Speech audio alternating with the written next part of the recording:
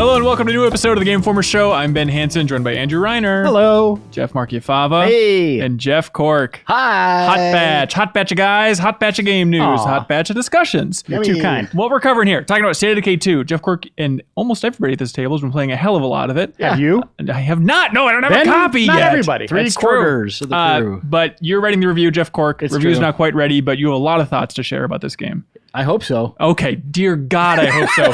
After that, we're going to talk a little bit about Rage 2. The big announcement, they had a gameplay trailer, less interesting live action trailer, but we'll talk about it all. Comparisons to Borderlands have been flying fast and loose. Reiner will squash it. Yeah. Okay, great. Make it textures. Yeah, and then after that, talking about The Forest with J.V. Gwaltney. It's a game that's been in early access for 6,000 years since the invention of forests, I believe. But it's out, and he likes it, so look forward to that. Then Laser League, Descenders, community emails, then back half of the show, we're talking again about God of War. Why? I realized I looked through the history of the Game Informer show. Since April 12th, I don't think there's been an episode where we haven't talked about God of War. What are you doing? Stop making good games. Exactly. You know what? It's worth talking about for that long. So on this episode, we're talking to two of the writers, not Cory Barlog, who's a creative director who's been out there everywhere. These are the two other writers in the game, Matt Sophos and Richard Gaubert. We'll find out in the interview. Talking about their journey through the game industry, starting out at Ion Storm, working on Anachronox, working on Lost Planet 3, how they came to Santa Monica, learning the rules of the God of War franchise, and then also in the very far end, we're going to spoil the bejesus out of it, but we'll have a clear dividing line, so you'll know exactly what's going on. You can tune out when you need to. That's very thoughtful of you. Isn't that nice? Thank you so much. State of Decay 2. Yeah. All right. We all love the first game, I believe. Love is a strong word. Okay, appreciated. I have a deep Game. appreciation and Yes. fondness for State of Decay. Okay, you guys have been playing a lot of co-op. I don't even know. What do you think of this game so far? How is it? It's so tricky.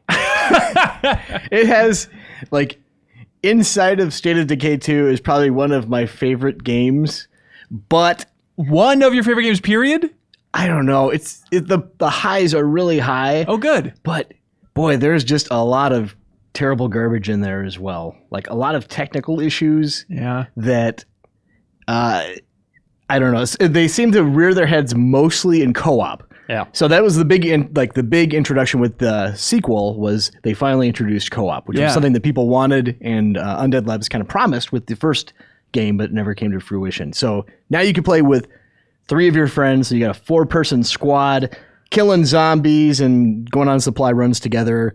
And then 3 of your friends, 6,000 of your favorite glitches. Everybody's together. well, yeah, it seems like you bring people along to witness what is going to happen because no one would believe it otherwise. Really? Is that what you guys experienced as well? Oh my gosh. Every Absolutely. like 10 minutes, there'd be something that we'd be laughing about. And that's part of what makes it fun, though. It's a weird thing to say, but we're enthralled with, like, you know, the looting of these houses we're going into and getting good gear and helping out, like, Jeff's society, you know, building that up. And then those really intense moments where the zombies are coming in and we're all, you know, fighting for life and doing everything we can to stay alive. And then in the middle of all that, all of a sudden Fava will just like fall halfway through the world and we just start laughing at it. Or Jeff's car will just launch into space. Oh, God. It's weird to start on the glitch note, but I was watching Jeffem play the other day, and you guys got in a car. Jeffem, tell the story. How did this happen? What was that? Yeah, we got in a car and Cork started driving to a location is how it got started. Well, and look, he was pushing too far. on his screen, he was just driving down the road. It was a real going to Kane the and Lynch place. situation where different players saw different things. Yeah. But I don't think it was intentional.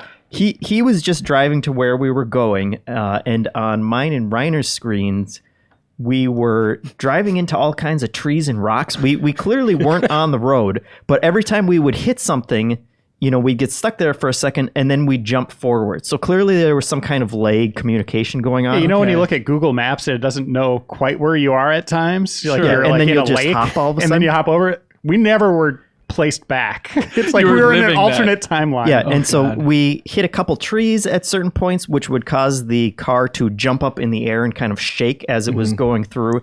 And then we just completely fell through the world and the car disappeared, and the four of us were still sitting there in midair. Cork is still driving the car with his little hands. Completely normally from his perspective. Meanwhile, I'm driving along and I just hear they're laughing and cackling. I'm like at everything. I'm like, settle down, you guys. We're just driving on our stretch of Your road. kids in the back, cool it. Yeah, You're not exactly. falling through the world. But I could hear through the headset like people walking by in the office because I was playing from home, going like, "What the hell is this?" And then Fava's like, okay, I'm going to just get out of the car and see what happens. And he does that. And on my screen, I just see a blood spray shoot out of his head. And then he reappears back in the car like this really awful horror movie like Ju-on or something. Like, I was like, what the hell is Slowly this? turns and looks at you with But a on bloody his face. screen, he just started endlessly falling. Yeah, I fell for a long time. And this happened multiple times, too. But yeah, I kept on falling, and then eventually Reiner got out of the car, too. We're both falling. Fell for it as well. Alice falling through the hole. Yeah, and then eventually we kind of just respawned. I think whenever Cork must have gotten out of the car or something, it kind of put our games back together. But at that point, Reiner and I were surrounded by zombies who were killing us, and we were both we within each of respawned our to lives. death. And it's permadeath. Yes. Yeah, that's Even in co-op? Yeah, and so that's the problem. Like, I fully appreciate games that are buggy and it's fun to, kind of laugh at the crazy things that are happening, but that does not mesh well with a permadeath, super survival sim kind of game. Because the way that the co-op works is everyone has their own communities that they're building up in the single player game, right? Yeah. And then if you want to join someone else's game, you basically send out one of your community members as like an envoy that you play while you're in their game. So this could be somebody, like to Fava's point, where you've spent hours and hours and hours leveling up this person and like meticulously shaping them into what you want them to be. And then suddenly they fall through the world and you're swarmed by zombies through no fault of your own. It's not like you my approached a God. situation incorrectly aside from getting into a car. Yeah. So So constantly just send out your turd burgers to other people's worlds just in case. that's what I had to pause before I would send out valued members. So I'm like, I really kind of like Heather right now. She's got a lot going for her. Do I like Heather more than Reiner? Probably. Yeah, we'll just send out Todd because he's not that great. he's a new member. Whatever happens. But they're all important. Like, you never want to lose someone, right? Yeah. Like, they all help you build the society in different ways. Like, Right. they have their defined roles. right. So maybe like for the purpose of if you have not played the original State of Decay, which I find completely. I can't even fathom that, right? We'll pull out a little bit and backtrack. Like State of Decay basically is like a zombie sim, and it's Action-based sim. action-based sim that you are simultaneously building up your survivors and leveling up their skills, and they're all kind of randomly generated from a pool of attributes and character models and everything. And then also you've got this community that you're building, and you build it up by going on supply runs with those individual characters, and your bases start off with people barely limping along, and then as you explore the world, you kind of increase your influence, which allows you to build like different modules in your base that let you survive longer. So it's got a lot going for it. And like this one pulls the story or pushes the story back farther than even the first one. Like the first one was the really strong narrative to begin with. Yeah. But you had a fairly like it was very open-ended and you could ignore the objectives, but you could tell you were being pushed in a direction. This one is very easy to, I wouldn't say get lost, but just to ignore it altogether and It just feels like the game design is encouraging you to like, just go ahead and do your own thing. exactly. that's great. Yeah, and there are a lot of like procedurally generated missions. Also, we'll just throw out the procedurally generated buzzword out there as much as possible. Yeah. So you constantly have stuff to do. People are always asking for your help, but it's not like you're just following a straight path. So I enjoy that formula a lot. I like that style of like barely getting by, and then like it makes those moments of triumph where you do limp back to your home base at the last possible second with like a trail of zombies right behind you, and then people at home base start shooting them from the other side of the fence. It's very great. We had a great moment of that where we had, I don't know, we had to go, a half a mile across like pretty dangerous terrain. And we are like, our health is down, but more importantly, our stamina is way down. So we can't sprint or anything like that. So if a zombie sees us, we have to engage it. Yeah. But each of us just on our own, like we didn't even want to team up with each other because if someone like got a zombie on them, we're like, get away from them. and that's another, to throw out another buzzword of emergent storytelling. That's one of those things that fits so well with, kind of zombie stories of where we basically just all split up and turned on each other because we were all that close to death, and we knew that all of our characters, their lives were at stake and we were going to lose them. And that's when you start making those really cool decisions. And the way that it and works, having those stories. Yeah. like it's not always on foot. Like if you're smart, you will get in a vehicle whenever possible. But there's always that temptation where you're just like, well, I'm just going to go to the house. It's just right across the street. I don't need to get in a truck and drive 100 yards. That's ridiculous. I'm not that lazy. So then you get out on foot, and then the breadcrumb trail that you kind of go, wow, look, there's a garage over there that might have some fuel that I need to power this generator that I've acquired. So then you're tempted to go farther and farther away on foot. Whereas, you wouldn't typically get in a car and make all these little tiny stops. So you do find yourself out in the wild. And cars are fairly rare. Rarer than the first game even? And they're finite, right? Yeah, I think so. That's the thing. I haven't like methodically destroyed them all or anything like that. But resources, like once you loot a building, that's that. But it's interesting because if you do go into someone else's world, like you guys went into Shay's world and found his favorite car and just destroyed it. Yeah. So, is that intentionally? No. And this was another problem where, it was kind of our fault because we were trying to test how far away we could get from Shay. The tethering mechanic. Yeah. Right. You also try that in the office quite frequently. How far away can I possibly get from Shay? Yeah. But so I drove to the limit basically, and when it respawned me, it respawned the car on its side, and so it exploded because of it. And that's another situation of Shay's like, where what's it's that sound? Yeah, but that's another situation of where it's like it's not the player's fault, and these things are such rare commodities that those are the moments where it feels like it just totally sucks. Yeah. Okay, what about for the crowd? And I consider myself in this crowd. I know Leo's in that crowd of, I don't want to play co-op. I want another State of Decay experience, single player. Oh, if you want to just strictly focus on single player, I think that's as fun as the co-op is, and it certainly makes some of the more challenging objectives easier because you've got someone to kind of run interference with you and help take out these plague hearts or whatever. I think it's better as a single player game. And like significantly less buggy. Absolutely. Like it's and things as visually better too. Visually better. Like the flashlights are broken in multiplayer. Like, we should point out this. I'm sure it's going to be patched. A lot of these little details might get fixed along the way, but you know what though? Yeah. This game's been in development for a long time, and this is being published by Microsoft. Yeah. They have a game preview program where if they have a game that they want to release and they want players to get on board with it when it is in a state where it is largely unfinished or there are parts where cars respawn on their sides and all this stuff, that's awesome if someone wants to sign up for being a playtester.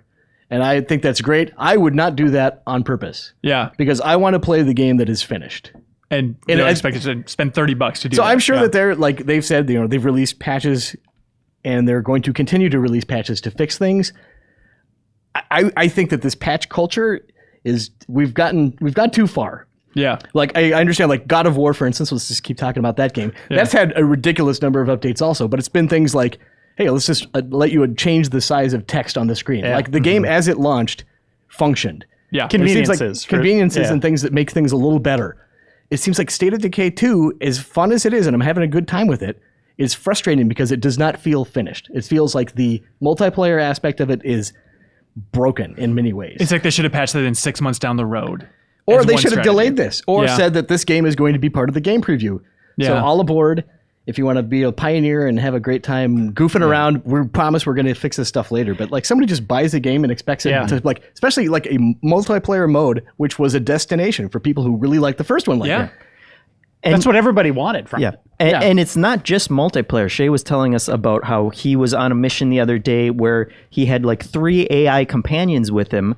And he had to destroy a plague heart or whatever, and he threw a Molotov cocktail in it, and it burned, and the fire went out, or it looked like it went out, and then all 3 AI people went in, and they all got lit on fire by the invisible fire that was still apparently there, and they all died. But the AI even thought it was gone. Like, think about that. Oh my God, no! What a nightmare. And you guys were talking about, on a much smaller scale, just a lot of this door's open or this door's broken, but your character will still animate it like it's a ghost door. Here's another one. Like, how long did we play together? 10 hours, maybe? There was a mission. We went and took down a plague heart. These are these kind of, not nests, because they have nests as well, but these really, what would you call them, Jeff? It's like it's a nest. I think that's fair. Like an infestation inside of a building that generates these new plague infected zombies that are like more aggressive. So if you get bit by them, you are turning into a zombie and you have to cure that. So Fava and I both got bit. So we went back to Jeff's base, went to his infirmary, used these plague hearts that we got or this stuff to craft a medicine, a cure. And when we did that, the medicine we crafted went to our inventory, like this separate place, our locker basically. And so we went upstairs to where the locker was, and it was gone. Like it was not spawning in the game. We couldn't interact. We couldn't access that inventory. So we had to quit. His, so we knew that's where it was. Oh no. We just had to quit the game. And it happened before that as well, where we went back to craft the thing, and it wasn't, we needed to get the resources in the first place, and the locker wasn't there, so we had to go down the road to a different place where we could access the locker, and we got the supplies and then came back and then crafted it. And that's when we realized, oh yeah, of course it's in the locker that we don't have. They didn't just give it to us. And if our characters had, if their lives had actually been on the line at that point and they died because of something like that, oh my God, that would just be so disappointing.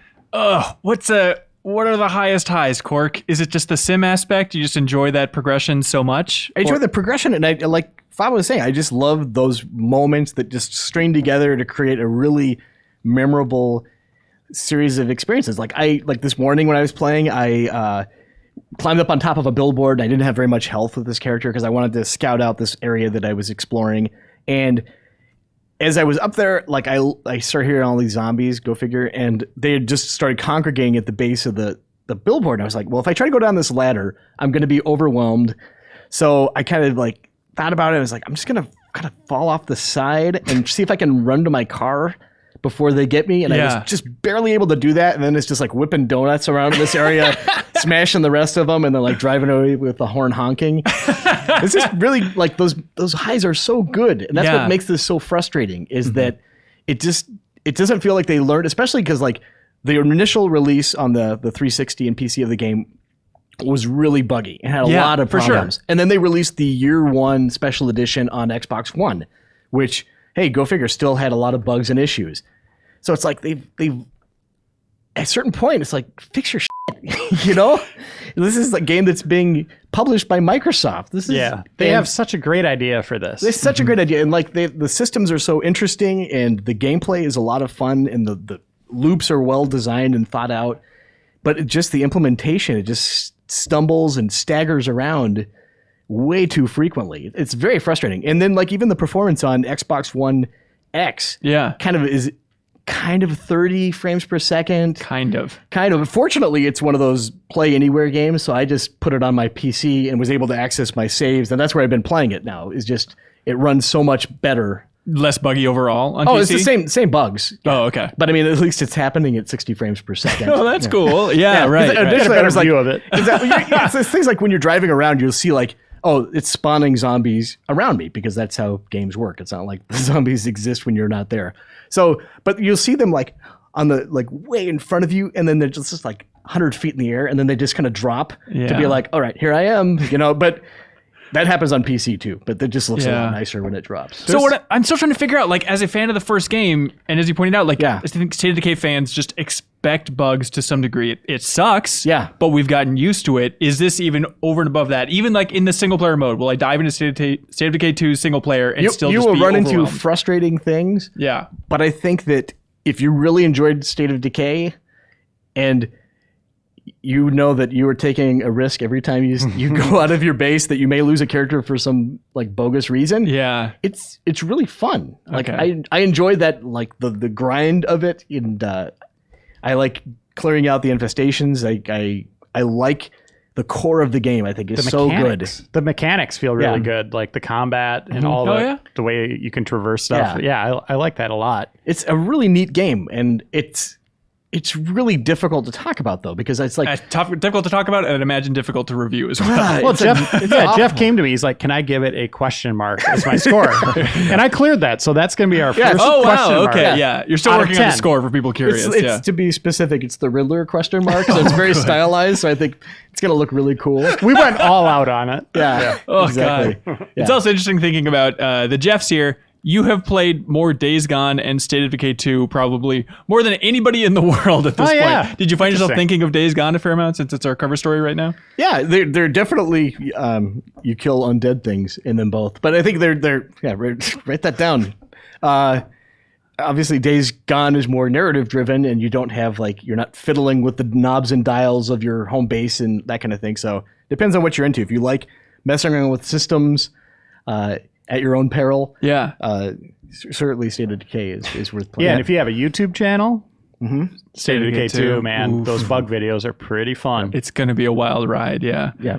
And despite the fact that Days Gone doesn't come out for another year, it was much more stable than State of Decay. even if it's just little things A huge bummer. yeah, hey, Deacon St. John, when he's using a gas can, you see the gas can in his hand. And it's I'm refilling a gas tank in State of Decay 2, and you just kind of stand around while you hear the sound of gas sloshing around. Really? Yeah, that's if you manage to find the right place to rub your character onto the car, because it's very To get finicky the about prompt to show up. positioning. Yeah. Yeah. Oh my God. You have to put up with so much to get to the good stuff, but the good stuff's really good. Oh, it's impossible. Oh, it's frustrating. Yeah. I'm still looking forward to playing it. Yeah, and again, they'll probably release a bunch of patches, and then everything will be great. But we really shouldn't tolerate this. Yeah. At a certain point. As buggy as co-op is, we had some really good memories come out of that thing. So I'd recommend checking it out that way if you can. Okay. And it's on Xbox One and PC and it'll be in Game Pass, right? That's the $10 service. Oh, yeah. I Yeah, guess it's it the will. Game Pass, yeah, so yeah. it's free, Cork. You can't criticize it. I mean, come on. Okay, it's I take back a bug approach. I like the bugs. It's But good. you're looking forward to Just Review. It'll be on Game Informer's site at some point soon. Yeah, I think we'll post with the the review post that's forthcoming, or probably posted by now.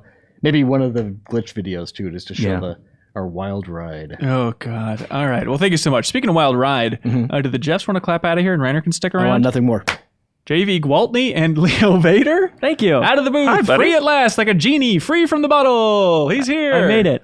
We're here to talk about The Forest. Oh, yeah, that game's real good. Yeah, you give it a 9.0. Yeah, I really liked it a lot. That's wild. What is this thing? So the best way to think about it is take your standard sort of survival game. So, sort of like Rust and Don't Starve, that sort of thing. And I know how much you love Rust. I did not care for Rust. All right. But basically, you play a father who was on this plane that crashed in an opening that's straight up from BioShock. 100%. Yeah, 100% with your son, who's not named Tim, but Timmy. And you end up on this island, and you have to survive long enough to find your son. And you do that by, sort of building log cabins, hunting animals, doing sort of the same thing that you do in other survival games, but we'll get to that in a bit. Hold on a second. Building a log cabin doesn't sound like urgency to find your son. That's step one. You're setting up camp for the long haul. No, you don't understand. His son loves log cabins. He's attracted Okay. to them in the forest. He'll Exactly. follow wherever Magnet. he gets the weird waft. And the enemies are terrified of them. But it's complicated because there are cannibals on this island, and they want to, do as cannibals do and eat you. And they're actually under the island. They hide in caves and stuff, and they come out to hunt you. So what makes them interesting is they're not like your typical sort of enemy AI. They don't just surge at you. They are kind of unpredictable in that, for example, in the opening hours of the game, I was running around just picking berries, trying to figure out which ones were poisoned and which ones weren't. Yeah. And Lost then- in the woods. Step one. Yeah, and then I ran into one, and Was he also picking berries? Oh, yeah, he was naked and hunting like a boar or something. Ooh, But yeah, don't there's- pick those berries, boys. Oh, Lord. So he surged at me and then stopped right in front of my face and then ran off. And then they'll do that. They'll just sort of run around you, scream at you. Sometimes they'll attack you, they'll hit you 3 times, sizing you up, and then they'll run away. That's cool. And Yeah. then, no, this is the scary part. They'll bring back a war party, 3 or 4 other guys. It's really unpredictable and spooky, and it's consistently that way. Hold on. wild. All naked? Most of them are naked. Okay, good. Yeah, I'm Good. in. That's the way it should be. So, Leo, you played a little bit of this in early access, right? Yeah, I played 10 hours in early access and a few more hours last night.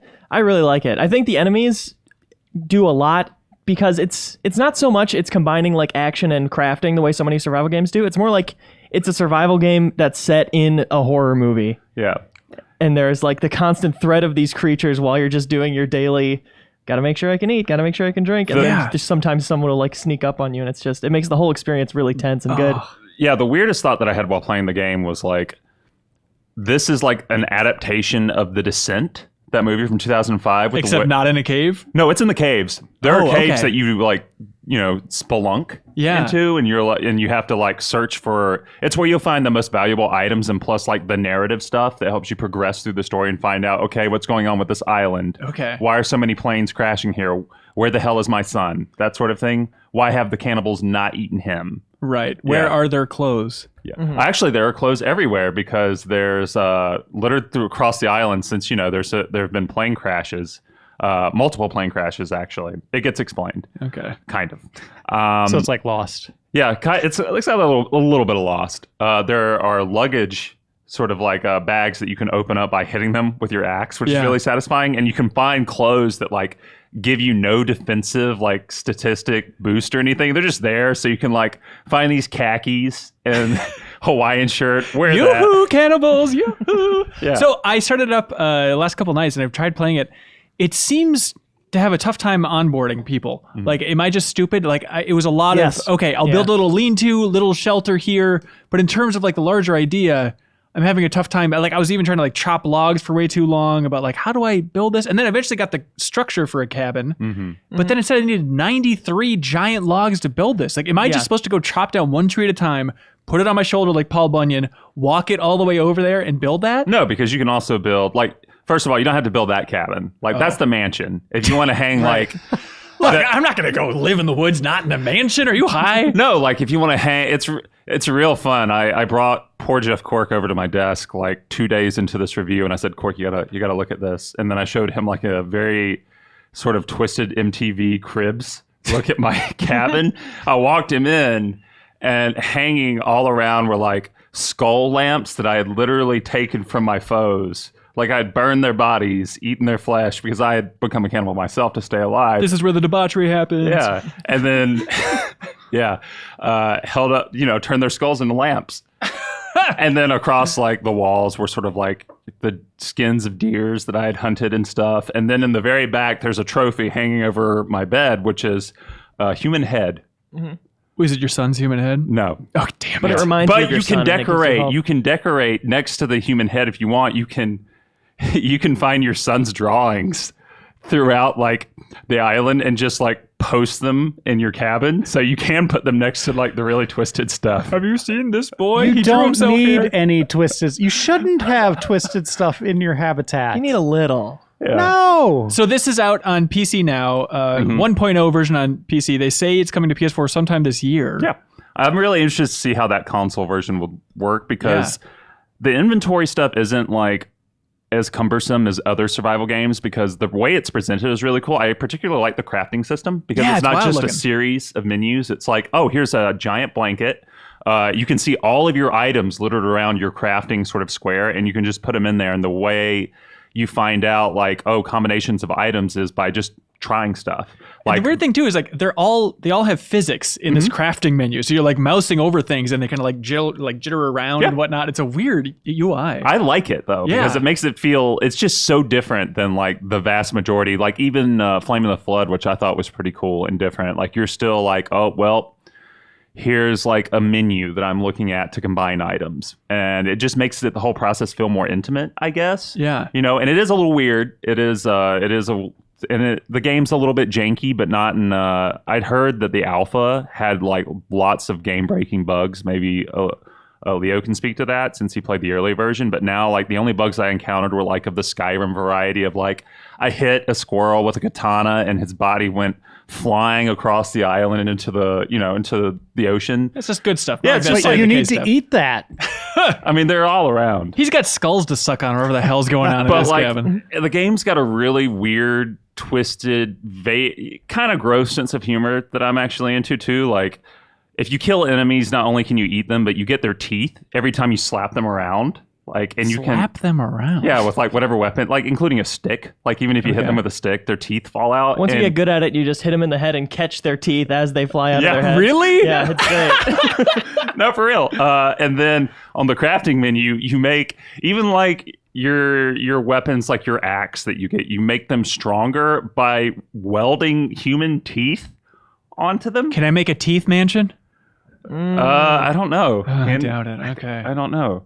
But Be a lot of teeth. Make some monuments to teeth, I think. Teeth-shaped objects. Okay, Yeah, maybe that'll attract more teeth. Yeah, and I mean, you can make a lot of gross stuff with body parts. Like you can build like sort of scarecrowed effigies that you set on fire that are just like the limbs and like severed heads of your enemies to scare foes away. I love that. That's so cool. But even after, a fair amount of time playing, at least I thought so, I didn't see a single enemy. I had a heart attack because there was a deer that like I turned around and suddenly a deer was on the other side of this bush. That scared me. But is there like a certain story beat you have to hit before these things are out there? I think once you find your first cave and and this is just speculation for me, but like what I noticed is I found my first cave, went down, explored it for a little bit, realized, oh, it's super dark and all I have is my finicky lighter. I should come back later. I started running into foes all the time. So I think it's either you run into your first cave or you spend enough days in game where the game's like, okay, you've had enough time. We're going to start, filling the world with more enemies. Yeah. And so you get these sort of roaming packs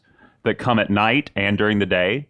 And it's to me, it's one of those rare cases where it's just as much fun to avoid them as it is to like sort of take them on because they are dangerous. I love that. They are super dangerous. What happened for me is I had played this game in early access, so I knew what the early game was like, and I was like, this time I was thinking, what else could I do? And I was scrolling through the building stuff, and I was like, I'm just going to build a houseboat. It's what I always wanted. I'm going to focus on it from day one and get this houseboat. Get off the island. Yes. And so I barely saw any enemies, and I walked my way to the beach, put in the blueprint for the houseboat, and I just started working on it day and night. I would sleep in like this tent that like just Gilligan's happened to be hanging Island. out. Yeah. What a fantasy. And then a coconut hit him on the head and he forgot all about the houseboat. And it took me 2 days of like sleeping and hunting in between, just 2 days of work to build this houseboat. And I finally got it. And then I houseboat over to where my tent was, and I go in.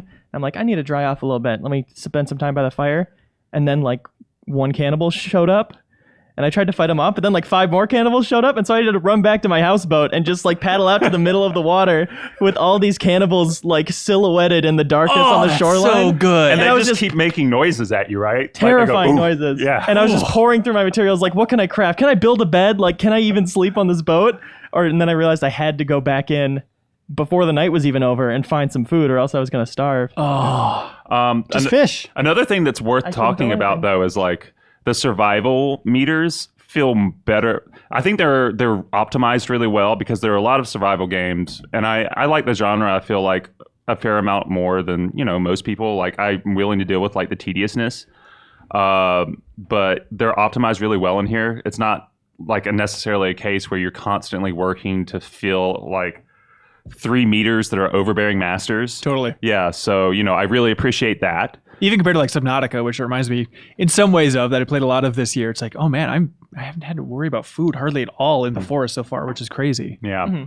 And once you set up like base and really get to a point where, you not only have your cabin or whatever, you're living in, even if it's a trash tent, you can also like build other structures that make your life so much easier in that game, like the sled for the logs. So you can like pile logs into a sled, so you're not just like constantly like Paul Bunyaning it, like you said. You can build a drying rack where you hang meat, both of the human and animal kind, that will dry the meat so you can carry it around with you all the time and it will never spoil. Yeah, which is helpful. You can build a water collector out of a turtle shell, or if you don't want to necessarily like use that turtle shell for a water collector, you could always do a Breath of the Wild sort of thing and go sledding on it. That's a good time. Yeah. Reiner, let me sell this game to you. What if I told you night in this game was night as all hell? Like there's that weird community in amongst gamers where they love a good dark night. Like Dragon's Dogma people liked for that reason. And that was a big thing. Maybe the brightness on my monitor was all effed up, but like night in this game is terrifyingly dark. And I love games like that. So if you have any glare on your TV, you're screwed. Yeah, pretty much. That kind of, that's too much. Especially when it comes to PS4 and you got the controller light going off the TV. It's going to be a whole thing. Yeah, it's not going to work. Also, just on the very simple aspect of this game, you do a lot of it, so I hope it would feel good, but felling a tree in this game feels amazing. Yeah, no, I It is love so watching cool. The Ring. It's just slowly, just one shot at a time, that slowly will fall over. Unfortunately, early on in the game, I built a little crappy lean-to before I got around to my mansion. And then I was just going around felling trees because, it looks so great. And then, of course, one lands exactly on my lean-to and just shatters it. Great. How's the sound? Very Is there good. the It's cracking? terrifying. Well, no, of the tree going down, is there the cracking? Yeah, there's the cracking. Very good. And then the impact. Got everything you want, baby. Oh, man. Plus, you chop it and you'll notice the point where it's not connected at all and it's about to fall. And then what I like to do is like get the right angle and jump and hit my body against it and push it in the direction I want it That's to go. what lumberjacks learned to do. Yeah. That's how they Shoulder speed bump. up their production. Yeah. Right. Absolutely. One more thing I definitely want to talk about, speaking of sound, is the sound design in this game is real good. Because often, you'll be sort of, especially at night, you'll be in the woods hunting something and you'll hear like the crunch of a leaf behind you. And you'll be wondering, okay, was that a rabbit or was that something big and nasty? Because there's, not to get too heavy into spoilers, but there's more than cannibals in this game. Like there's, Dinosaurs. Angels. Let's go with angels, like really bad angels. Oh, God, no. That Like that baseball team, right? Why not? Hey, forget about it. That are sort of terrifying to deal with. Yeah. But so yeah, especially late game and when you're in the caverns too, like every sound, it's up there with Alien Isolation for me in terms of like, what did I just hear? Like making me wonder. And then like my reaction going, being to go huddle in a corner and just wait like 1 to 2 minutes to see what comes by. Finding the corner of the forest. Yeah. You've got to craft a bathtub to hide in. But it's a really good game. I would recommend if you have a decent PC gameplay specs. I don't think it requires like a super tough or super powered rig. No. Also, it's 1 gigabyte, which is weird. Really? Oh, interesting. Yeah, 1.3 gigabyte. Must use Speed Tree. But even if you're tired of survival games in general, I'd recommend checking it out because its horror elements are super good, like consistently compelling. So I should get over the hump and Yeah, you stop should being a get little over the baby. hump. Okay. Yeah, stop being a baby. Exactly. All right, My all right. words exactly. The Sounds forest. cool. Yeah, looking Yeah. forward to playing more. Reiner, do you want to tell us the saga of Rage 2? Yeah. So Walmart announced it Yeah. in a leak. My favorite. At Walmart their Games big presents- press conference. Yep. They had like 10 game announcements. Rage 2 was one of them. Nobody saw it coming. I mean, seriously, nobody thought we were going to get Rage 2, right? Yeah. Yeah. Like everybody thought id was working on Doom Of course. 2, given the success of that last game. Yeah. But it turns out the game's real. Bethesda kind of toyed with Walmart a little. There was some back and forth with tweets of being like, you're using the wrong font and stuff like that. But then they P.S. officially, All those other games are real. they officially announced it this week. Yeah. And everybody immediately started calling it looks like Borderlands. And that, I did not see that. Like, if you paid attention to the marketing and you took the marketing vibe as the vibe of the game, yes, I could see that. But if you just focus on the gameplay, it looks like more Rage. But the Yeah. big thing they're selling is it's open world now, and it's co-developed by id, who made the first Rage, and Avalanche, which is the team behind the Just Cause series, or the studio behind the Just Cause series, and then the team behind the most recent Mad Max video game. Which is really wild to go from Mad Max to a very heavily inspired by Mad Max series like Rage. And I want to know that balance of like how much is Avalanche doing this? How much is id? Because there's also the weird example of id letting Saber Interactive work on Quake Champions. And I think it's a really smart play from Bethesda just to keep these old IPs alive of just splitting out, like let id kind of steer the ship, but Avalanche is a crazy crazy talented team. Let them take a crack at this. Yeah, I often wonder, like, they resurrected Prey, Yeah, and that exactly. angered a lot of people, right? Because everybody wanted Cyberpunk Prey 2 that got canceled. Yeah. And it seemed like Bethesda just brought it back to bring it back. It seemed like a new property altogether, right? What ended up coming out. That ended up kind of bombing, right? Like critical success, Yeah. but we didn't hear like it sold very well, right? Like it seemed like it just kind of came out and disappeared. And I wonder this about Rage 2 as well. Rage 1 did not do well either, right? Like that was, a lot of people kind of considered that a flop for id. And I even think Bethesda might view this as like what Rage was supposed to be, right? Like more of an open world shooter.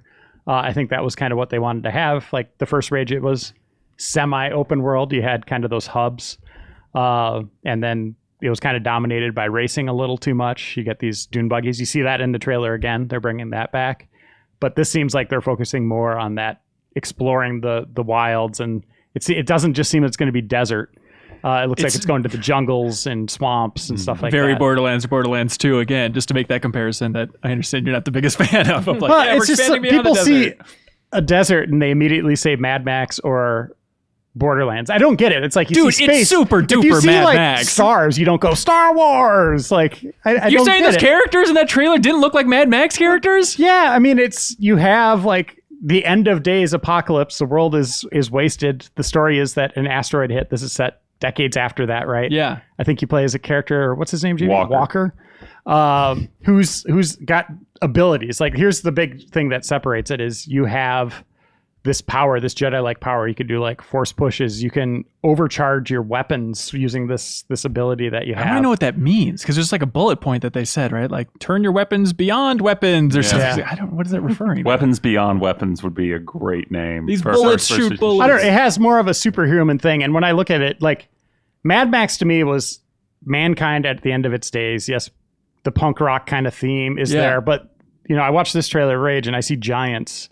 And I see all these different creatures and stuff, and it just makes me think it's more kind of fantasy, post-apocalyptic world. Than, there are like aping alien those creatures. things. Yeah, for sure. But I mean, from the glimpses that we saw in the gameplay trailer, which is a pretty good trailer, like I love there's that shot using that weird force-like power where they use a hand and kind of like launch themselves in the air and then are firing down at enemies. And it's like, all right, that looks different. That looks cool. Or even there's a quick shot of someone firing a machine gun at an enemy, and the enemy's in the air, and the machine gun apparently is firing so hard because it's more weapon than weapon that like they just stay in the air and like keep getting launched back. It's like, okay, It there's looks like fun a in combo here. sort of thing. Yeah. Like Just Cause 2. Is that okay? They had the gun juggling people. There we go. Avalanche pedigree. And I hope they're building off of Doom. Like what was done with Doom, that speed and fidelity of combat, and are taking it in a different direction. Whereas I hope Avalanche is bringing what they know of open worlds. They haven't had the best open worlds, in my opinion. They have fun in those games, but the open world I think has often been the worst part of their experiences. Like Just Cause, the world was too big and repetitive, and I think Mad Max maybe a little too barren and repetitive again. So it's also interesting. We'll see. It's interesting to see Avalanche go for a first-person game as well, which they have The Hunt, which is their used to be free-to-play. I think there's like paid expansions, like hunting game that's in first-person. But I would love to talk to those guys about that process of like taking that idea and the lessons from that quiet little hunting game, and then turning it into the most bombastic, over-the-top thing we've seen in a while. You looking forward to it, JV? Yeah, I really want to play with that Kroll sort of glaive thing. That's just like, because there are like at least 2 sequences in that trailer where he's just slapping this one poor guy in the face over and over again. It looks really sharp, and I want to do that a lot. Yeah, it's like pausing in his face and stuff. But I mean, you talk about the marketing, Reiner. I think it seems like a tough game to market. If you said, all right, your job is to get the brand of Rage back out there, I see it as a success on Bethesda's part that they do have like some iconic pink splashes and those characters that people are connecting to Borderlands. Maybe too much, but like there's something to hang your hat on there. I worry about it being a little too much sleight of hand. Interesting. Like you read the bullet points for this, like and the information Bethesda provided, and it sounds very serious. Yeah. Like in tone, which is kind of goes against exactly what that marketing is of just fun in the sun. I said it reminded me of like those old Double Mint commercials, the Double Mint gum with the twins, just upbeat vibe. Everything's great in life. Yeah. I thought of Mentos while watching it. But yeah, I see where you're exactly going the with same it, thing. Yeah.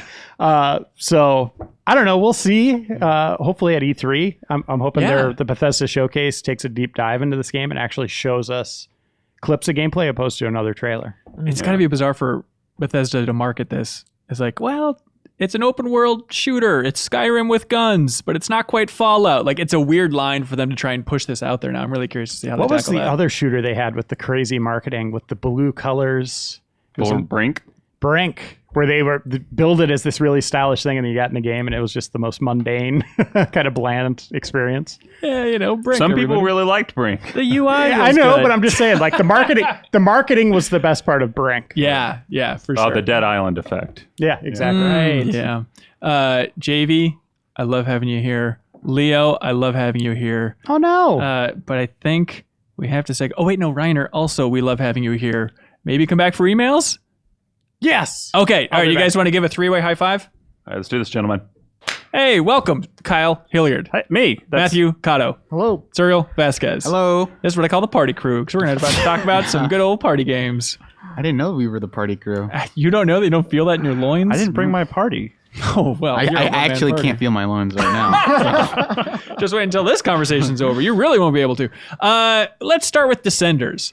Yeah. It's been out on Steam for a little while. It just got released on Xbox early access thingy. Game preview. Yeah, this is a biking game. Kato, you're a big biker.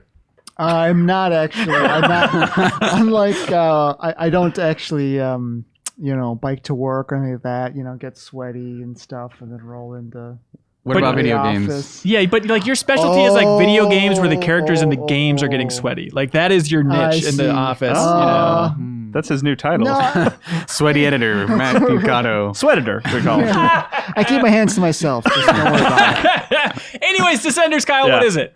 Okay, so it's a downhill bike racing game, and it's been out on Steam for a while. Kato, that's where you played it, I think, on PC a couple months ago, and then I played the Xbox One preview version, which they're pretty much the same. I don't think the Steam version really has any additional stuff in it necessarily. But In the Xbox version, does it put your username on the back of your jersey?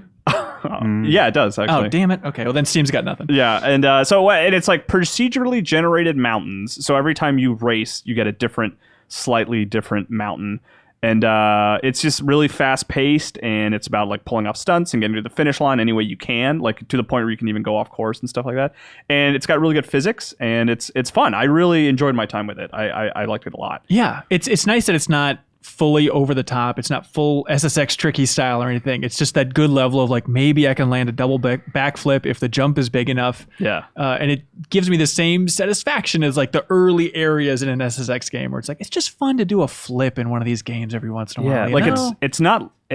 You would recommend it to SSX fans, but you're right. Yeah. It doesn't go as far as SSX. Like if your jump goes too high and you spin too much, like you'll wipe out and it'll hurt a whole lot. Yeah, you wouldn't call it like a tricks. You would call it sort of, what's the marketing on it? Like an adrenaline filled blah, blah, blah, but you wouldn't call it a trick based game, which is kind of where the SSX thing comes in. But I do like how it's a relatively simple game, like Kyle's talking about the physics, but I think immediately it gives you that sense of danger where you get up to speed quickly, and as soon as you do, you're instantly like, I'm going too fast, but that's obviously, pushing the envelope, so to speak, is where the fun is.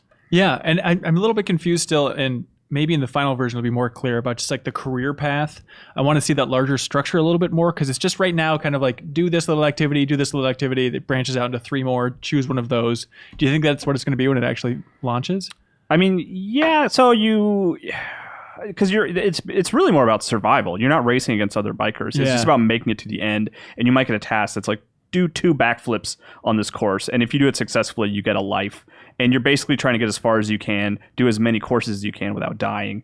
And then the trick is there's like 4 areas, and at the end of each area, there's a boss jump. It's called. It's like literally a boss jump. Such a good combination of dumb words. And you like in the first one, you have to jump a train, and that's the thing. Like it was funny. I kind of went in with that SSX mentality, and I was like, oh, I'm gonna take this really fast. I'm gonna go as fast as I can. I'm gonna do like 1,000 flips, and it's like you'll die. Like if you miss the ramp on the other side, yeah, you totally die. So like then it became this like more like okay, I got to be careful. I got to stay straight on the ramp. I got to get over this thing, and then you got to land on the ramp on the other side to be successful. Yeah. And so if you go down that path, make your way to that boss jump 3 times. After you complete that, you can skip to the second area automatically. And then that area is like has way more trees, so it's like a lot more dangerous. And then your goal is to kind of build up those shortcuts until you're able to get to the final boss jump. So I feel like the most direct comparison would be something like Trials, but you said you kind of did that anytime someone asked you. Does it feel more like Trackmania or anything like that? Like what would you say what it's do you closest think? to? Trackmania, I think, is probably a better comparison than Trials. Okay. I will say that I don't know if it's in the build currently, but they are going to have track customization and track creation. So you could actually build a more of a technical Trials like really confined, really technical. Rube Goldberg machine kind of like sounds good. things where all you have to do is go straight. Yeah, but Trials is almost a puzzle game to a certain degree, where this still is very much a racing Physics. game. Well, I mean, you were so excited about it. You were screaming about a certain game in the office that I kept reminding you of. Downhill Domination, which is an old PS2 game, which is a more traditional racing game, but it's downhill bike racing. And it's awesome. It's super fast, and you can throw water bottles at people to knock them out. Really? Yeah. Do you only have one, like the one chambered on your frame? I think you would, if I remember correctly, and I could be wrong about this, I think like if you did a bunch of successful tricks, you could almost build up an inventory of water bottles. So like if you were doing a lot of tricks, you could just like chuck water bottles at people, and I'm the water boy. Yeah, it auto aimed really well. But there were also like levels where you were like going like down San Francisco streets and stuff like that. And it's super fast. I really love that game a lot. I hope we'll play it on replay soon. Yeah. But I mean that was. because we were talking about it in the office, like, oh, we have a code for Descenders. Is anyone able to check it out? And I don't remember how it came up. They're like, yeah, it's like downhill bike racing, and my ears like perked up. I was like, oh, is this the second coming of downhill domination? I will absolutely check this over game to the out. Xbox to play it. So if you like downhill domination, this is different, but it'll scratch a lot of those itches. If you like that game, check out Descenders. Descenders. There we go. Yeah. All right, let's get this party started. Laser League. This is from your boys that made those skateboarding games, Kato. What are they called again? Yeah, it's Roll 7. Roll 7. What are those skateboarding games called? Ollie Ollie. There we go. Oh, I Thank you. remember those, Not to be yeah. confused with anything else. Yeah. Okay, so Laser League. What is this thing? So it's a multiplayer game where I think you can do, 4v4, 3v3, 2v2. And it's basically like don't die by hitting the opponent's colored laser, right? So there's nodes on an arena field. It's a pretty small arena. It's not huge. The nodes move around, and when you run over them, they activate. Send out lasers in varying patterns. They might rotate and blah, blah, blah. So basically you're just activating the nodes in your color and then avoiding the color of the other lasers for the other team. Yeah, it's kind of like if you want to zoom it out and not do it service, it's a Bomberman meets Tron type of weirdo vibe. And I think there's like a bullet hell kind of feel about it as well, as you're sort of like you're trying to look at the entire screen all at the same time to sort of see the pattern. You're not just like focused on your guy or whatever, because that's how and there's a lot of running. I mean, you run around obviously, but you always feel like you have an objective to get to, so there will be little power-ups that drop. So like one of them is switch basically all the colors on the screen, all the lasers on the screen. So you want to get that. If your partner, so basically the way you win around is if you kill both of your opponent's partners or the entire team. So you want to run and revive them whenever they're downed. And so there's also special skills that each class has, and you can wrap around the arena. So if you go to the edge of one, you'll come out the other side. So there's a lot of like neat tricks of when you grab a laser grid and then you cross over to the other side and then sort of switch things up. Like there's a lot going on, and it feels pretty active. Yeah, and you like it. You're a big Twitch gamer. I don't game on Twitch at all, but No, I know. But in terms of like reflexes, you like the chaos. I like sort of the ways that this game kind of combines bullet hell stuff with like sort of arena deathmatch kind of. Yeah. But it's all overhead. It's like a top-down 2D game. Yeah. Did you guys play a lot together then? We played some a couple together. matches. Yeah. Okay. The lethal team. No one could beat you. Yeah. Well, our jackets are being printed over. So We're any day definitely now. Team Lotus. Yeah. The bullet hell aspect of it is the thing that I think was the most interesting to me, is Yeah. just like weaving in between like lasers as they're rotating and stuff like that. And that being able to go through one end and coming out the other side just like killed me so much. It screwed me up so much. Like I would always activate a laser and be like, haha, I'm out of here. And they're like, oh wait, no, this. Trying to get cocky. confused. Yeah. Or like you're running towards the wall. Like, I'm just going to walk right through this. And the enemy flips the colors in the last second. Yeah. There's like a class that basically can steal one laser grid from the other place. So really? I'm just Interesting. going to activate this area of effect thing, and anything in that circle will change to my color. So you can say, oh, this guy's going to wrap around. This lasers are like right there when he comes out. So I'll just activate my ability and kill him. Yeah. Yeah. And you give it a what score, Kato? I gave it an 8.75.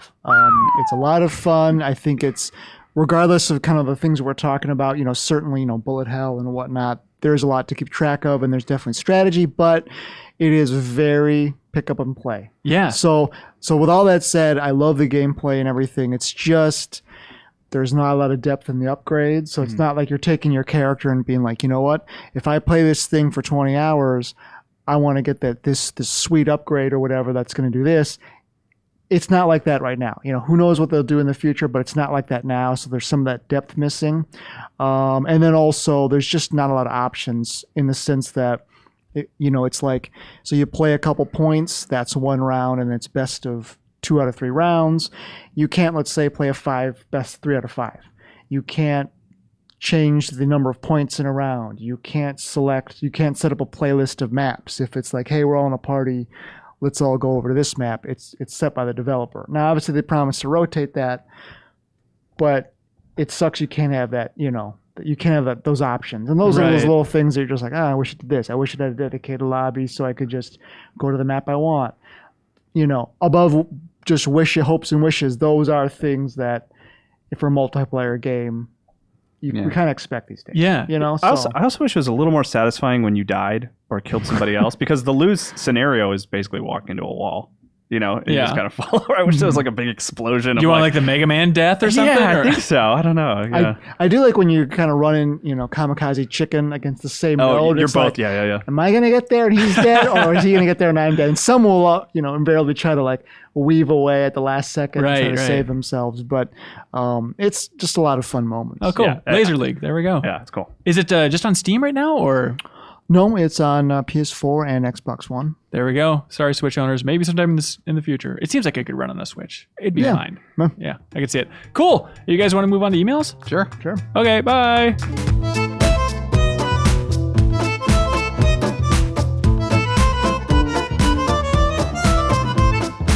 And welcome back to the Informer Show. I'm still here. Kyle's still here. Yep, he clapped in. Reiner came back around, and JV, we left a bowl of milk outside, and he came back as well. Here we go. Congratulations to us for all returning. We're doing it. We're here to answer some emails. People very generously wrote into podcast@GameInformer.com. We got so many wonderful emails. We're going to read through some of those. Then we're going to choose our absolute favorite and put them up on the big board. Reiner, have you seen this yet?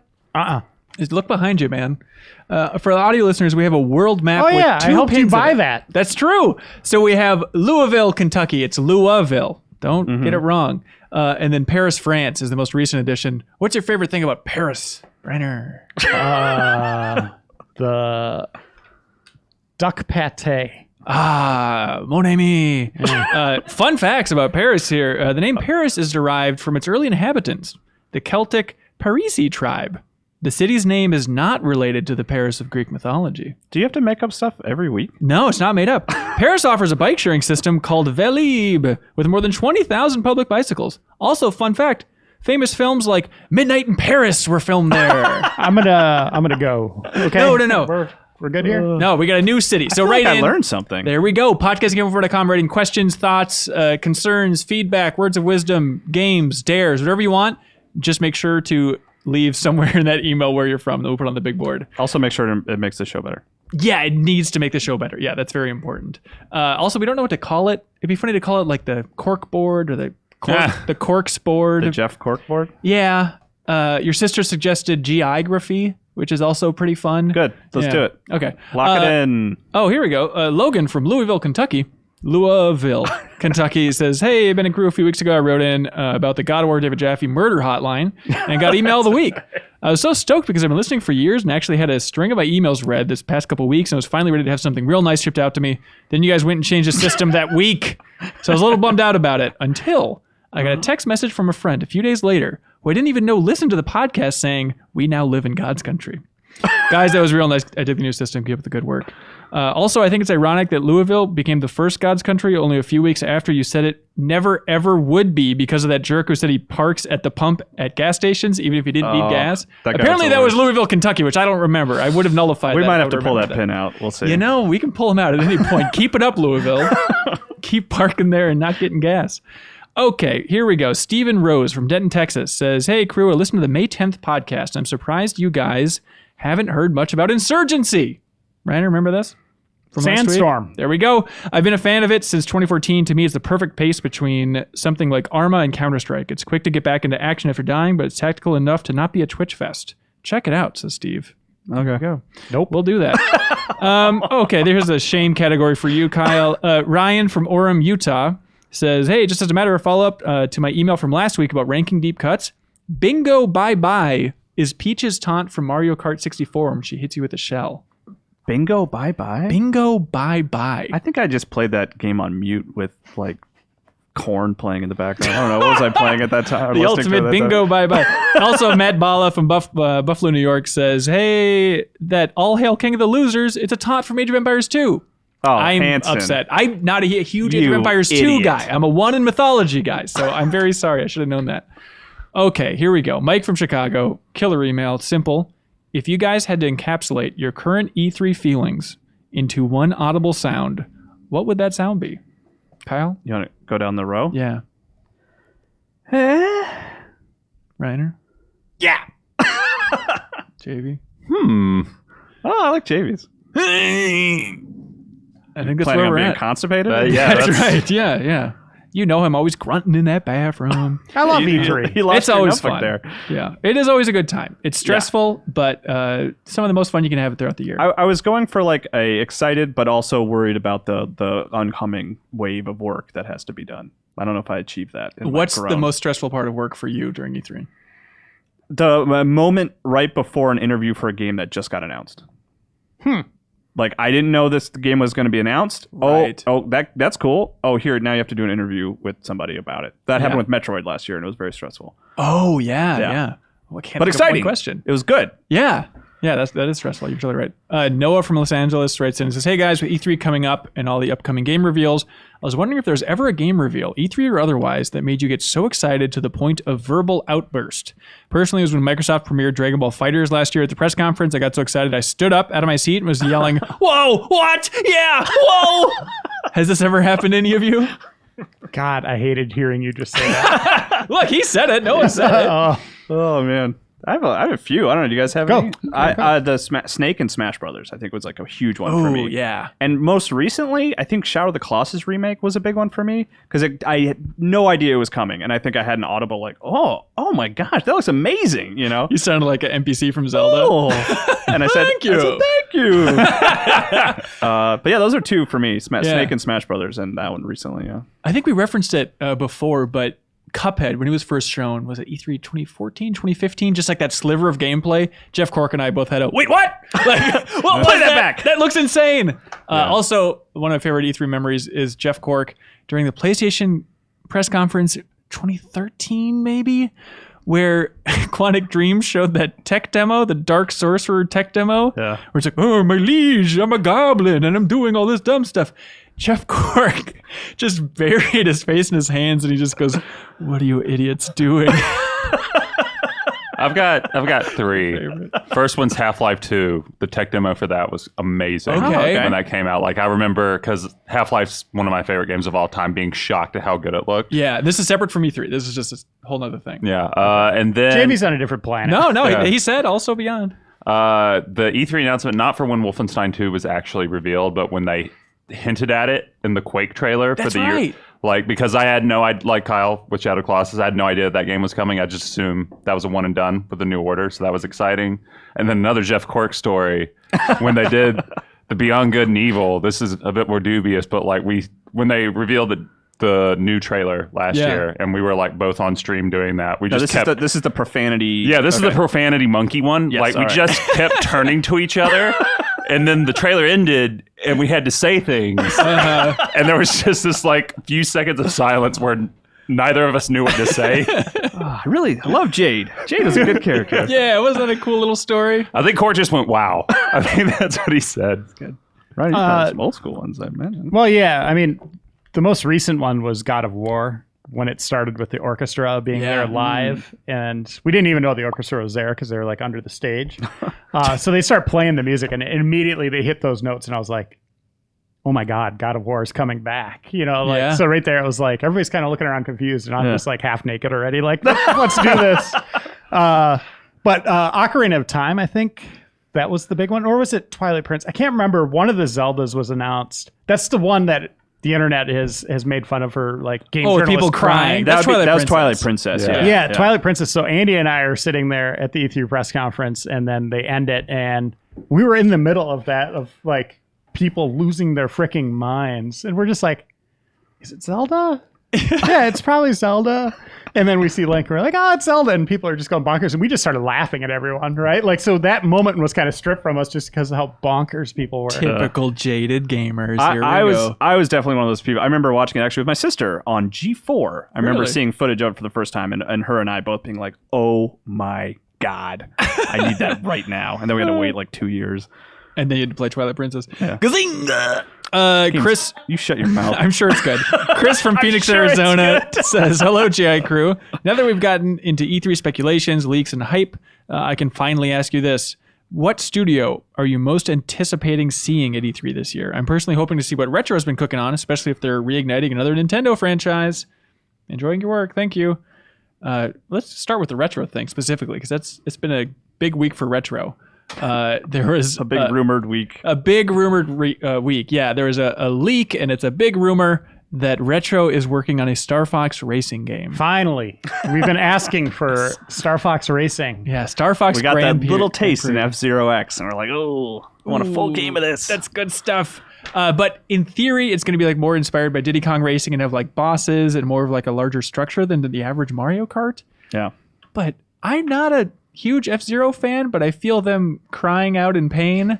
But like, they're so close. It's sci-fi racing from Nintendo. Just do it. But you're not going to be tethered to a track, right? You're going to be flying through rings, right? Yeah, that I has guess to you're be right. it. But there are like or pylons, like space pylons. Well, if it's like Diddy Kong, you might have you could take the land speeder or the little R-Wing. chicken Oh, walker true. from Yeah. Zero. Yeah. Like, because that's how it was in Diddy Kong. Like, there were 3 different types of vehicles that were Yeah. all racing together and stuff like that. So That would be just absurd if you have an Yeah. R-Wing flying above the chicken walker and it's like running on the ground super fast. that'd be cool. I'd be into that. It's smart of Retro, I guess. If Nintendo wants like a safe bet, it's like, Yeah. okay, let's just take a big brand and try and cash in on some of that Mario Kart gold because there's clearly Yeah. gold in them hills. Financially, it makes perfect sense.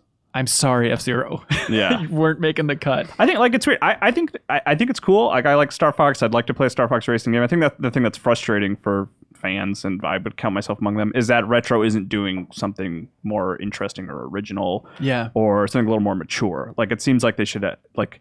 I would want a different studio working on this Star Fox racing game. Seems given like the choice. Yeah, it seems like Monster Games, the ones that did the Monster Truck Yeah, games, would have exactly. been a good fit for that. Right. Whereas everybody wanted Retro to do Metroid Prime 4, right? Or new IP. Yeah. Yeah, just and now not a that's racing game, That's at yeah. Bandai. So Yeah. Yeah. I'm excited to see it, I guess. your face I is bet not it'll- saying Yeah, excited at I all. don't I bet know. it'll be fun. I mean, it's a Nintendo racer. Yeah, there we Let's go. all shrug our shoulders in unison. Okay, well, outside of Retro, what are you guys Yeah. looking forward to? Like the biggest mystery studio at this point? Not Mystery, but CD Projekt Red. That's exactly it. Yeah. Witcher, the team behind Witcher doing Cyberpunk. Like, bring it on. Let's see it. Yeah, I mean, I'm always into Bethesda stuff. Like, even their worst games, I think, are still interesting. Like, what was that one game, Wet? Yeah. Like, that's yeah. that's still interesting to play, even though it's bad. But like, yeah, I always enjoy Bethesda stuff, so I'm curious to see what they're bringing besides Rage this Yeah. year. And some ESO expansion stuff. Yeah, There's going to be like, what's the card game called? Elder Scrolls card game?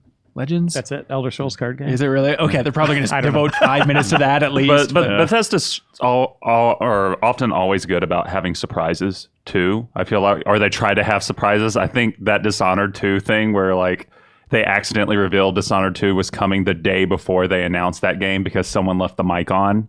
Really? Yeah, I think it was Harvey or someone. Like they were rehearsing the reveal, and then the audio made it to the internet. Oh, because Yeah, it was my hilarious because God. you hear the person come up and be like, "You guys are live," and they're like, "Yeah, right, haha," and then they're like, "No, you are." And beep. Holy cow. Yeah, I would love to know what Rocksteady's doing, but I'm not super confident we're going to see anything at E3. But It's also that tough thing of like, yeah. what stage would they be on if they are there? Since Warner Brothers doesn't have the press conference, like, Yeah. could Microsoft get them up there just to say the name of the project or anything? I'm just very curious. Whatever it is, I just want to know what they're doing. Yeah. In that same vein, for me, and it's maybe insane because it's still a relatively fresh studio that hasn't cranked out too much, but I think the biggest mystery for me in the industry at this point that I can think of right now, at least, is the Warner Brothers Montreal.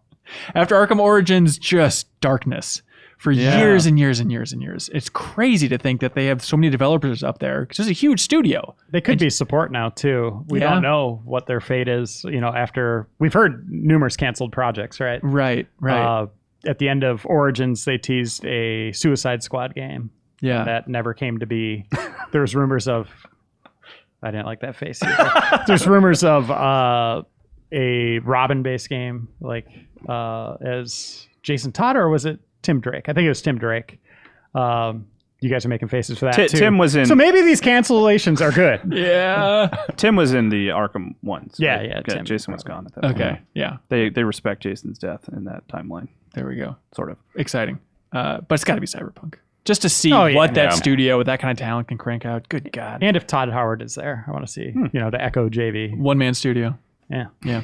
Todd does it all himself. That's why they take so long. That's him. Joseph from Michigan writes in, and has an interesting take, talking about like what you talked about with Cork and reacting to the Beyond Good and Evil. Is Joseph from Michigan wants us to react more during the E3 live streams, because we do live streams. Leo in the booth is going to be producing them here. We have editors kind of watching the press conference, and we have kind of a pre-game and a post-game analysis type of thing.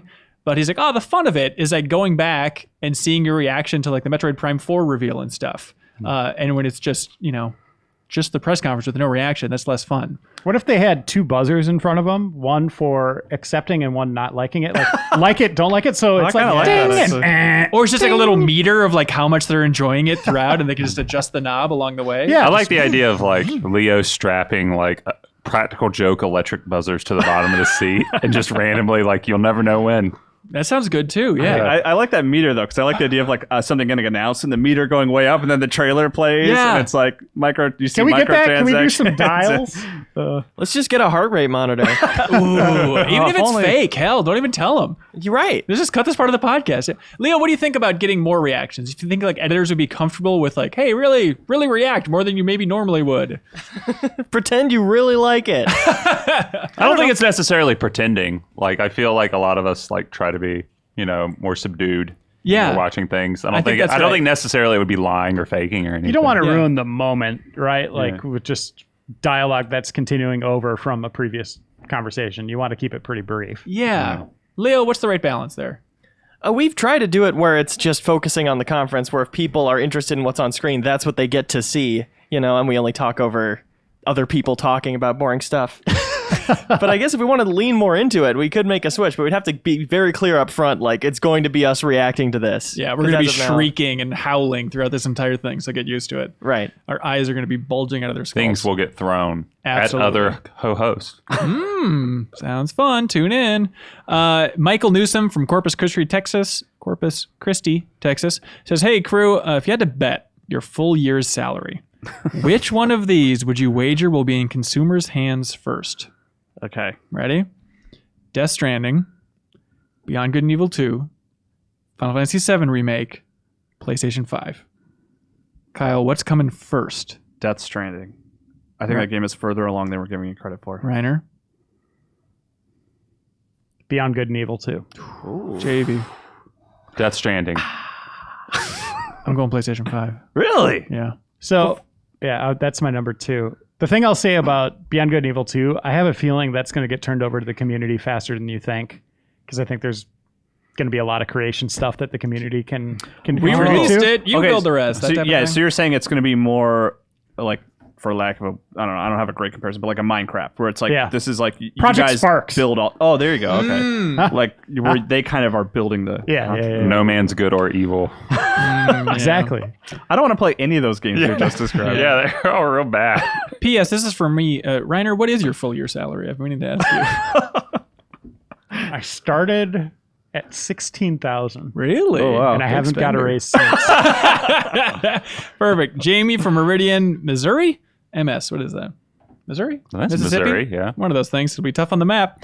Don't have a good question here, hopefully. No, Jamie, we love you. Last week, you mentioned that the creators of Days Gone admitted that their game is basically Sons of Anarchy meets The Walking Dead.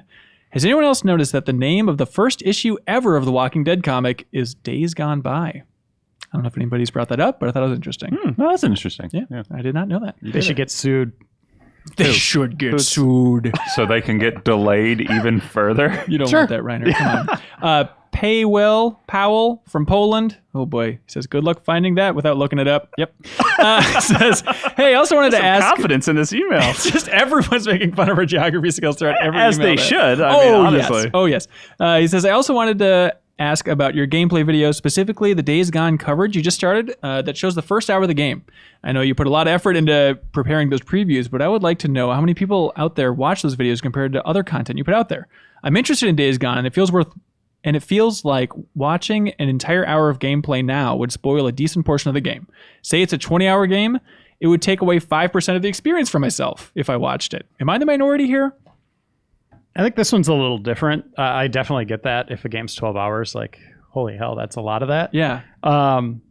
Days Gone has a lot of choice in that opening. There's 2 big moments, and then kind of the approach that you go through it. So immediately I'm like, well, I kind of want to see the other side of that. Okay. To what they did. So right there, I was like, I want to play through that intro again. But if it's more story focused, like I think an open world game is a little different too, but if it's more story focused, I think that's where you could run into danger. And a lot of people are asking us why we didn't have the first hour of Spider-Man. Oh yeah. Like just not understanding how our deals are made a little bit, but it's, that's one where I think it would be like, that's way too much. You've shown way too much. Whereas Days Gone, I think, is in kind of that middle ground where it's like, yeah, there's some story stuff there, but you can approach it a different way, but it's more about showing you how you can approach things your own way. Yeah, and it's also nice just to set a definitive tone for Days Gone, because there has been a little bit of confusion of like, what is this writing style going to be? We've seen a lot of like fighting the Horde, you know, the open world and stuff like that. But I think it was a smart move, but a bold move on behalf of PlayStation and Sony Bend to say like, hey, here's the first hour.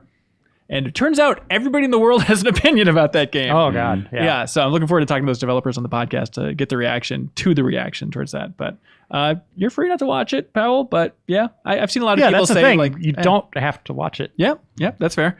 Patrick from Los Angeles, he says, but born and raised in Minneapolis. Thank you. Patrick says, long time, first time. I'm a big fan of the podcast and listen every week, even though, get this, I'm not a gamer.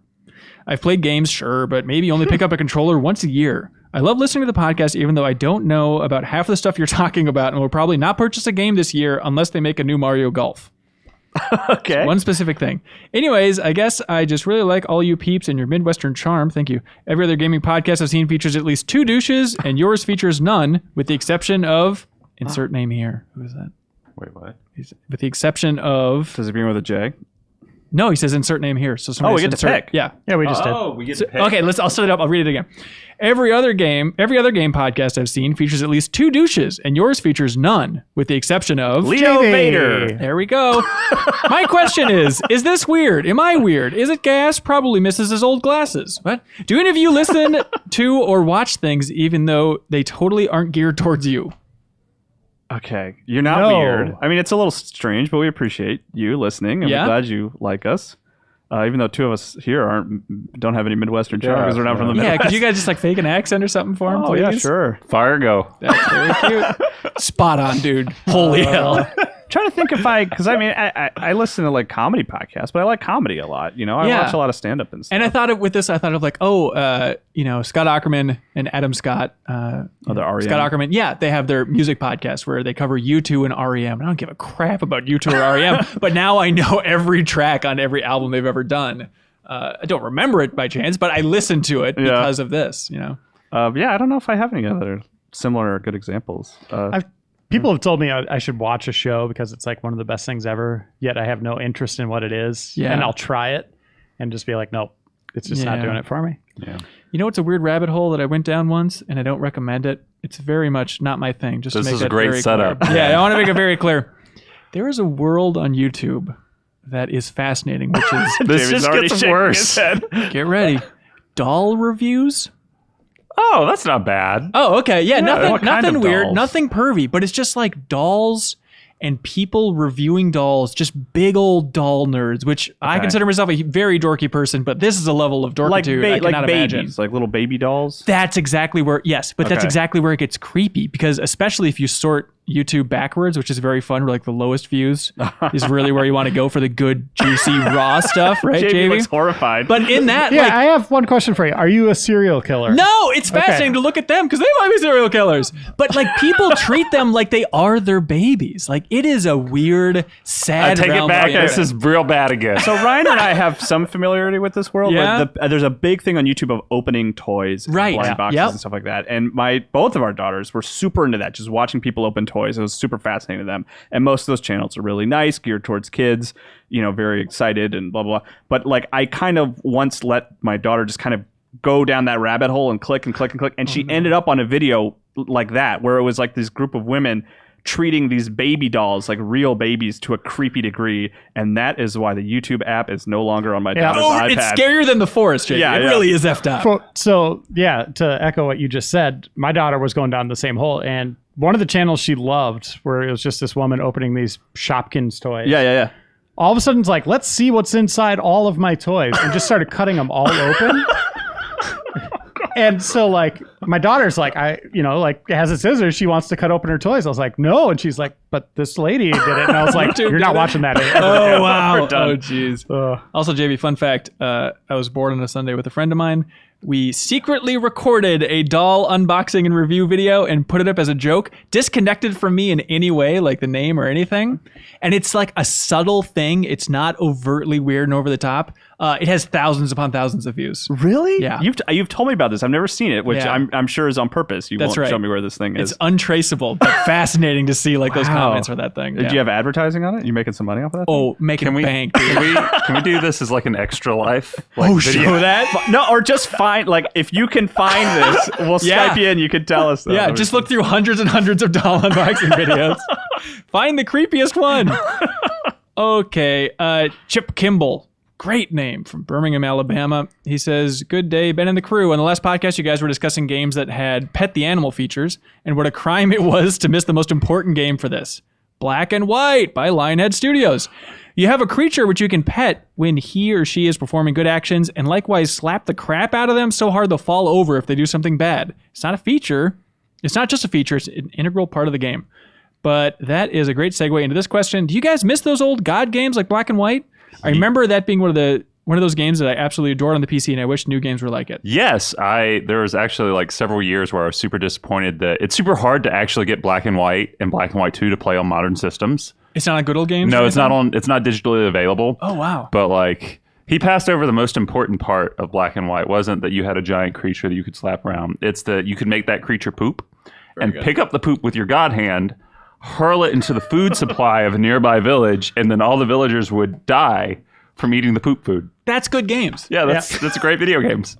Picture the God games today with the physics models we have, like the technology. Oh, crazy. Also, this is reason number 78 why I love the video game industry, but the fact that there's a genre called the God genre is very cool. Did you guys play Goddess? No, what's that? I don't know. No, that's some of the people that worked cans, on that. yeah. I assume it's still up and running, right? Is there a game just called God? Probably. It's life, man. I think it's called Triple Town. No. Also, there was remember From Dust that Ubisoft released like 7 years ago? yeah. Eric Like Chahi's game. Terraform, right? Yeah, that was the last, I think, big push. Oh, God of War. Oh, you know what? Yeah, you're totally right. I should have thought. Got it. You're totally right. I don't know if you remember, Kyle, last week we asked for links, or someone made that joke. Ryan Clausen from San Diego sends in https://tinyurl.com/p4jlej8. Sounds like a good one. It is.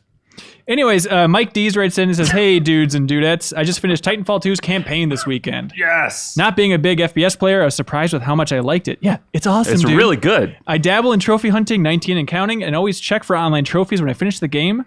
If they're relatively attainable, I'll go for them. Titanfall 2 has 3 online trophies, all pretty simple. 2 of them are practically logging in trophies, while the third is just win a match.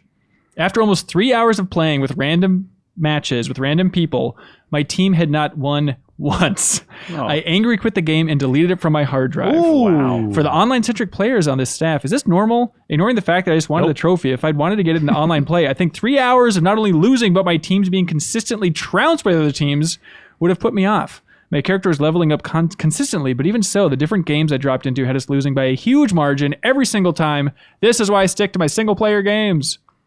No, I feel that. Like, I've been frustrated, but I mean, he's wrong about Titanfall 2. It's amazing. But I feel frustrated. There have definitely been like single player games that, because I'm mostly a single player sort of person, that have like multiplayer trophies. And half of the reason I don't do like trophies at all is because of multiplayer trophies. Like Really? Red Dead, I recently like replayed all of Red Dead Redemption with the Xbox One version. Yeah.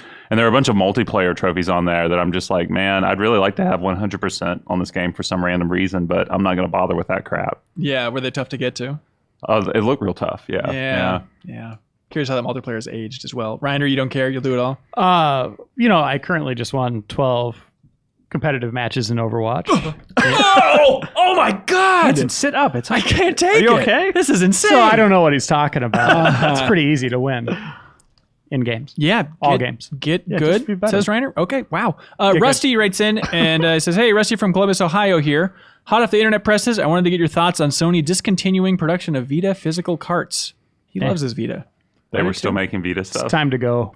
Yeah, everything's got to die, Get a man. Switch. I do like the Vita. I played Iconoclast on the Vita. Like I've played it kind of recently. So I'm a little bummed to hear that. But I mean, the main thing I like the Vita for now is like a PlayStation 1 player. I have tons of PlayStation 1 games for it, and that's not going away. So, but it is definitely a sign of like the Vita is truly going out. I'm not even joking. I think it's a classic system at this point. Like I view it as last gen. Yeah, so I think it's time because we were talking about replay, and I was like, we should play Uncharted Golden Abyss on replay, and I was like, well, I guess technically Vita is still this generation, which we try not to do current gen on replay, but we can probably do it now. All right, there we go. It's over. It's over. Sorry, man. It's over. I mean, I like the Vita a lot, but I only played like 4 games on it. Yeah. And it was super... It's a good system. Yeah. Persona. Yeah. There we go. Tyler Greenwood from Indiana. He says, "What's up, crew? After the God of War sales figures were released, I quickly did the math to see the approximate amount of money that came in. And it's stupid amounts of money. 3.1 million in sales multiplied by $60 on average, not including tax, is like 186 million freaking dollars. Gotta remember, there's a lot of ways that's being sliced up to different things. Okay, anyways. With God of War headed to be one of the high-selling titles this year, what do you think other companies will take away from this? With the gaming industry always being incredibly reactive, will we see more games with an emphasis on well-thought-out single-player narratives? I hope so. God of War is great. I certainly hope so, yeah. Wouldn't that be nice? I mean, that's the thing, right? Like, pray for the worst, hope for the best sort of stuff. Because I feel like companies are still geared towards not just making enough money, but making as much money as possible. And like that model's still, for the moment, like rooted in loot boxes. Right. It feels like. In every way, God of War is a miracle. Yeah. The fact that they backed it throughout it, that it sold so well, like that they had the bandwidth to recreate that entire franchise. It's insane that that happened. Well, like, even the way you're talking about it right now, it's like, this is the exception. Oh, like, for sure. That is what I think will be the takeaway from, obviously not to speak for any industry head, but for them to be like, okay, that's a very special game. Yeah. But like, even if we make a game like that and it sells well, we could still make more money doing the other thing. Yeah, it's sad but true. And like Microsoft, there's a rumor recently that they opened up a Santa Monica studio where it's like, what's the lesson they would take? Hey, despite development maybe being hell for years and years, just keep shoveling money at them, and 6 years later, you'll sell 1 billion copies. That's not a lesson. Yeah, it's a risky venture to spend that much money on a single player game. You look at Bethesda, the Dishonored series. Dishonored 2 didn't seem like it did well. Prey, we just talked about that one. Wolfenstein 2, we don't know how that did. But it was a pretty quiet year for them. Yeah. Whereas Sony, I think, is all in on single player, right? Like they have different avenues, different approaches. They're taking chances on new IP with like things like Horizon and Days Gone. Yeah. They definitely see the benefit of it and ways to make money on it, hopefully. So maybe other developers will be inspired, but God of War is a freak of nature. It is one of the biggest gaming franchises ever. And it just came back in a different way that everybody wanted to experience. Mm-hmm. Yeah. That's not going to happen often. Yeah, for sure. P.S. Look forward to our interview at the end of the show with the God of War writers. Anyways, hey, Game Informer staff. My name is Matthias Bernasconi Pelufu. I'm sorry. I was insulted during your last podcast when you mentioned the great romantic city of Montevideo. You muttered under your breath that maybe it's in Argentina or something. So we got to stop talking about places. He says, it's not. It's in... What was the name of it? Montevideo? Nebraska. Nebraska. I have no idea. It's the capital of Uruguay. That's what I said. That was my next guess. Yeah. We only know Uruguay from that old Simpsons joke. Anyways, he goes into this whole thing about growing up there, and he has an interesting anecdote where he talks about, I grew up with a knockoff console, which was called the Family Game. That was the name of the console. Okay. They were basically NES and Super Nintendo capable game consoles that only existed because real Nintendo consoles were too expensive. Is that weird? Did it have built-in games or it played cartridges? I think it just took and played those old cartridges, and it was just called Family Game. Oh, weird. Okay. Yeah. If other people have played with this Family Game console, please write in. I'd love to hear more about it. I remember going to like malls for a while, and they were selling basically like NES boxes, like decades ago. Do you guys remember seeing these at kiosks in the mall? Like they were selling like, buy this. This has like 50 NES games on it. And they totally got shut down. I remember reading a story about it that they got super sued by Nintendo, but it's crazy that they made it to the point where I saw them at retail. Yeah. You know what I mean? Like the fact that they made it that far was crazy. That's insane. Luke from St. Paul, simple question. Ready for this one? Just dumper. Who's better? Moms or dads? Not touching that. Nope. Come on, My parents JB. watch this podcast. No way don't. in hell. No, they don't. Why don't you answer it, Mr. Hansen? Moms. Does that depend on the person? No. They're team members. They work together. They're one person. Kyle, I think you're taking that answer very personally as a dad. Yeah, what the hell, man? Yeah, this is offensive. You think I don't want to Uruguay's answer that. offensive. Reiner's thinking. There's no answer. My dad's a big Cubs fan. That's a big boon for him. That's great. It's a good parent. My mom's just really nice. Yeah. Awesome. Yeah. Unlike what JB says about his mom. Yeah. Not even willing to step up and defend his own mother? You disgust me, JB. Look at just taking a sip of coffee.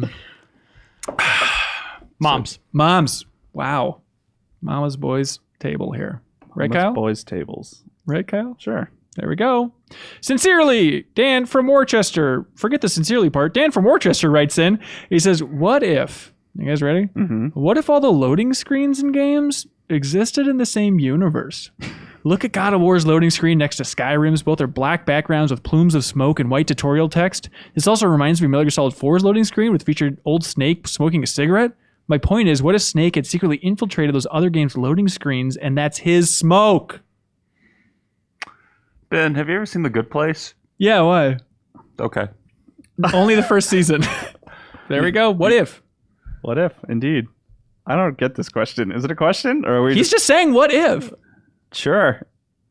Moms. If what? I don't know what to say. Email of the week, I guess. Yeah, I don't know. that's such a dad idea. Yeah. Brady Easter from Edmond, Oklahoma. He says, he had a huge analysis. Crazy stats tracking our top 200 list versus top 300 list. Okay, this is interesting deep cut stuff. Ready? Which game fell the farthest from the 200 list to the 300 list? What do you guys think? Okay, well, this discounts games that were on the 200 that just were not on the 300. Correct. Okay, so games that were still on Still the on list. both. Which fell the furthest? Tony Hawk? Ooh. Half-Life. Ah, man. Zelda? I think it's something higher up. I'm going to... maybe like an Oblivion or something. Civilization 1 was number 36 on the 200 list, like 200 best games of all time from Game Informer, and it did not appear on the 300 at all. Yeah. So it fell at least 265 spots. 1,242 to be exact. Who was on both lists and fell the furthest from 200 to 300s? See, that was the question I was answering. that was what I was okay. thinking. Sonic the Hedgehog. From number 34 on 200 to number 217 on 300, dropping 183 spots. Wow. I thought it should have been further. Yeah. Who was on both lists and rose the highest from 200 to 300? Oh, interesting. Rose... well, Link to the Past, maybe? That can't be right, because it didn't rise that much, I'm sure. It was on the 200 list, it was number 191, and it was Metal Gear Solid 3. Oh. It rose to number 49 on the top 300. That was the right call. Yeah. There we go. Who held the exact same spot on both lists? Tetris? Tetris at number 3. Yep. It was? Okay, cool. This is crazy. Halo 2 at number 110. Has the exact same spot on both. That's cool. Wild. Thank you, Brady. Fun facts. Yeah. You want more Game Informer trivia? You into this, Reiner? Sure. Okay. Yeah. John from Palatine, Illinois. He says, hey, everybody. Recently, a thought went through my head while thinking about the last few Game Informer covers. What is the worst reviewed game that has ever graced the cover of the magazine before release? I ended up doing a little more research than I thought. I went through every cover since 2009. So since 2009, what is the lowest scoring game that's been on our cover? Fantastic Four? Alien Colonial Marines. That was before 2009. Alien? I think that was also before 2009. Since the redesign. wow. Think Jeez. like redesign cover. Okay. So among the recent Alpha games. Protocol? I think that's still the old cover design. Yeah. So Epic Mickey Forward. You know? That was the redesign. Battleborn 6.0 was the official one there. Because Joe, I remember, was actually tracking that. Like he had those stats for a while. I remember too that he was kind of keeping track. Oh, of. really? Yeah. Which year between 2009 and 2018 had the best average review score? What were the years again? 2009 through 2018. 2013. 13. Oh, interesting. 2018, if you count it. God of War's 975 being the only one that's out. Feels like doesn't- cheating. That's cheating. Yeah. Or 2011, if you don't count it. 2011 had 2 10 out of 10 games and a lowest score of 8.75 out of 10. What were the 10s? In Portal- 2011? Portal 2 came out that year, which gets an honorary 10. Yeah, not a real 10 though. 2011, it would have been Skyward Sword. Skyrim came out. Oh, And Skyrim, did we give a 10? No, no, I don't give Skyrim. Skyrim a 10. What else was 2011? Yeah, we shouldn't Reiner? have given 10 out of Skyward 10. Sword a 10.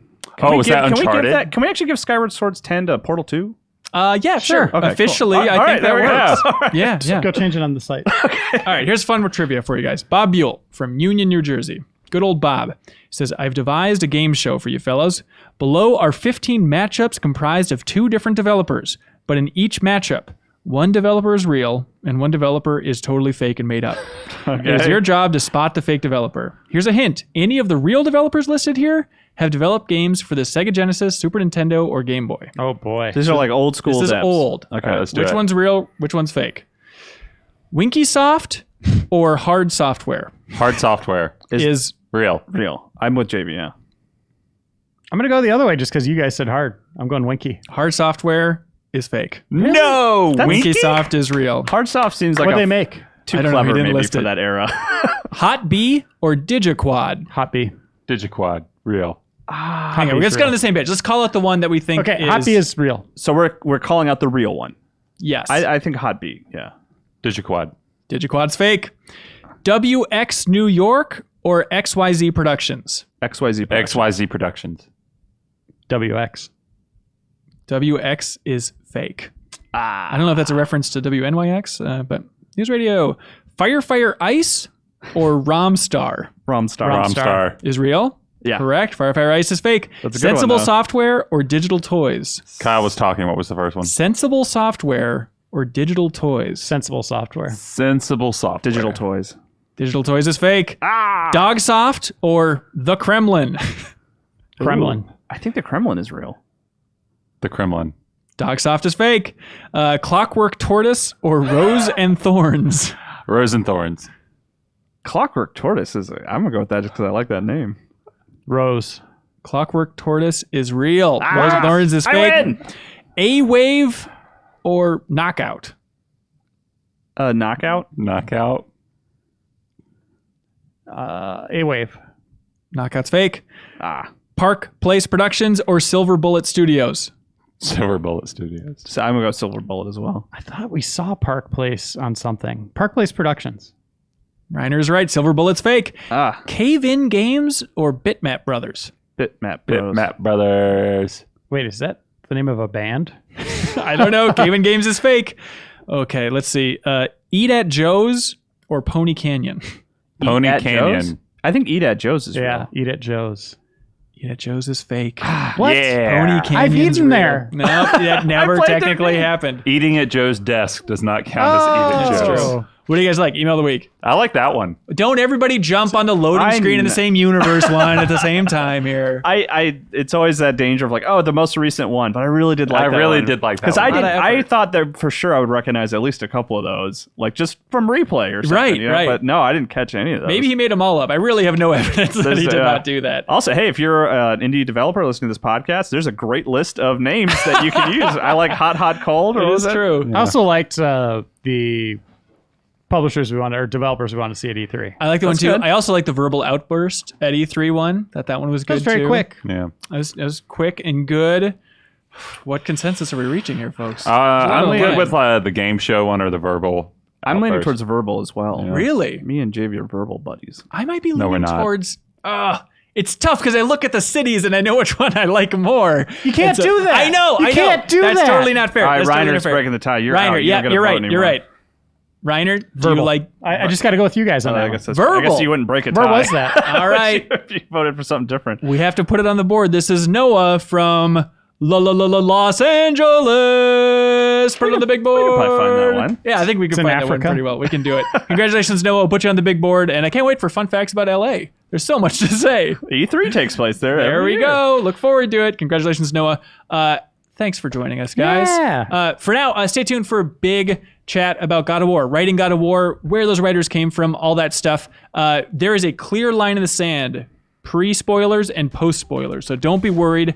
Even if they spoiled some things, I'm going to bleep it out. So there's no spoilers before. There's look, he mentions the name of a place you go in the first couple hours of that game. So if you care about that level of spoilers, maybe don't listen. But otherwise, there's going to be a clean dividing line. So stay tuned for the interview.